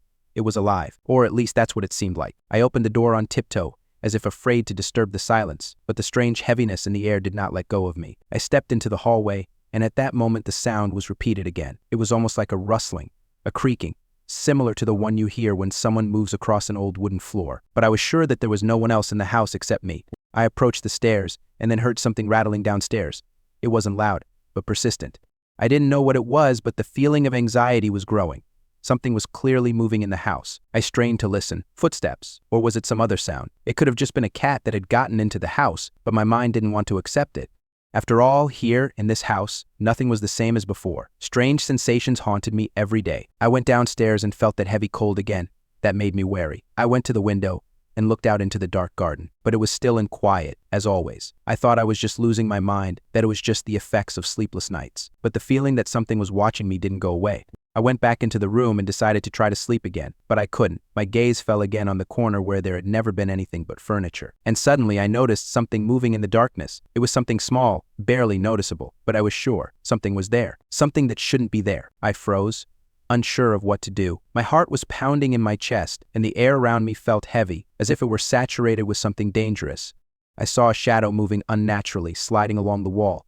I held my breath, but I couldn't look away. The room grew darker and images flashed before my eyes, unclear and frightening. At that moment, I felt something approaching. I couldn't figure out what it was, but my gut instinct told me it wasn't something alive. It was something alien, and I had to leave, fast. I could feel the cold seeping into my bones. It seemed like with every step I took across the old, creaky wooden floors, the cold was getting deeper, deeper inside me. I couldn't shake the feeling that something was wrong. Not just with the house, but with this place, this air, this time. Everything around me seemed alien, dead and yet alive. I couldn't understand how this was possible, but the feeling of something abnormal wouldn't leave me. It felt like this place, it wasn't just old and abandoned. It was hiding something. Several days had passed since I had first felt this strange, tormenting feeling. But every time I tried to convince myself that it was just fear, that it was just my imagination, I felt something moving in the darkness, as if an invisible hand was touching me. I was alone in this house. And yet, there was something that made me feel like I was not alone. I often walked around the house, checking every room, every corner. To my surprise, everything was in order everywhere. Everything was as it should be. But the more of these normal places I found, the stranger this house became. It was as if it had become my enemy, or perhaps my test. One night, I was awakened by a slight rustling sound. At first, I thought it was just the wind, but the sound did not go away, and I realized it was not the wind. I got out of bed and went into the hallway. My gaze could not find the source of the sound, but it was there, somewhere nearby. I stopped, listening, and suddenly heard it again, a light but persistent rustling, as if someone was walking on the floor. I immediately froze and looked closer. Nothing. Complete silence, but there was something disturbing in the silence. I approached the stairs that led to the attic. I had been avoiding this place. For a long time, I did not even dare to look there, because I felt that something was hidden there. I did not know what exactly, but my intuition told me that the answer would be right there, in the attic. Something was hidden in the dark corners of this place. As I approached the stairs, I felt my breathing become heavy in my chest. With each step, I felt the air around me become thicker, as if it were filling me with fear. Every step, every sound as my feet touched the wooden steps seemed deafening. I could no longer shake the feeling that someone was waiting for me, or that I was part of some plan I couldn't understand. The attic was not as I remembered it. It was dark, and the air felt thick. Every time I moved, I had to almost physically push through the thick air. I kept walking, but I felt like something was wrong. Something had changed in this place, and I couldn't figure out what it was. Then I noticed a light, not bright, but warm, like a faint glow, coming from one corner of the attic. I walked closer, but when I looked into the corner, nothing changed in my eyes. The light didn't come from anywhere in particular. It was in the air. It was everywhere. My fingers began to itch with anxiety, but I moved closer, and then I noticed it, a small box, almost hidden in the darkness, lying in the corner. I carefully approached and picked it up. It was old, very old. Rust covered the metal, and the wood it was made of seemed to have been carved too long ago. But its strange appeal was that I couldn't figure out where it had come from. I opened the box. At first glance, there was nothing unusual in it. A few yellowed sheets of paper, and at the bottom, some strange amulet. I picked it up and felt something cold penetrate my body. It wasn't just cold, it was creepy. I quickly put it back in the box, but I couldn't tear my eyes away from where it lay. I decided to go back down, but every step up the stairs now seemed scary. My own thoughts became confused. I didn't know what to do with this amulet, with this feeling, with this house. I thought about just leaving it, but something kept me here. I didn't know what it was, but I felt that if I left, I wouldn't be able to return. When I got downstairs, I heard that rustling sound again. It was louder now, as if it was coming closer to me. I stopped, listening, but all I heard was a soft, vague noise, a sound I couldn't explain, but which seemed familiar. And then I realized that something in this house had been with me for a long time. It had been a few days since I had returned to this house, and every morning I began with the feeling of its coldness penetrating my soul. Sometimes I felt like I had forgotten what it was like to live in a normal place. This place was not normal. It was swallowing me up. Its walls seemed to come alive, and the floors creaked under every step, as if the old boards were trying to tell me something. I couldn't take my eyes off the box I'd found in the attic. It wouldn't leave my mind. Every time I tried to focus, The amulet lying in its depths would draw my attention like a magnet. It wasn't an ordinary object, I knew that. And whatever it might hide terrified me. I tried to figure out what it could mean, but every time I thought about it, a creepy image would pop into my head, something lurking in the dark corners of this house. But despite my fear, I couldn't shake off the desire to know what power this amulet held. It was so old and mysterious that I knew that if I didn't figure it out, I would feel trapped, as if something in this house was holding me. I was sure that the answers were somewhere nearby, but the closer I got, the more insane everything became. That day, I decided I would no longer sit idly by. I walked back to the attic, determination in my hands. There was not a single thought in my head except one. I had to find out the truth. The amulet and the box were the first step. I could no longer allow myself to be afraid. When I went up to the attic, the air was heavy and viscous, as if each breath I took were burdening me with something supernatural. I saw the corner where I had left the box again, and at that moment it seemed to me that something had changed. I couldn't explain exactly what, but the atmosphere in this place was different, more oppressive. I picked up the box and opened it again. The amulet now looked even more sinister, as if its metal surface, reflecting the faint light, seemed to be alive. I carefully picked it up in my hands. Something strange happened. My fingers touched a cold surface, and suddenly I felt the air around me thicken, as if reality itself was blurring. There were no thoughts in my head, only a sense of the presence of something great and terrible. I stood there, clutching the amulet in my hands, not knowing what to do. It was as if someone invisible was standing next to me and looking at me without moving. I felt it with my whole skin. Every hair on my body stood on end, and then I heard a rustling sound again. That sound I knew. It became louder. Suddenly a shadow flashed in the darkness.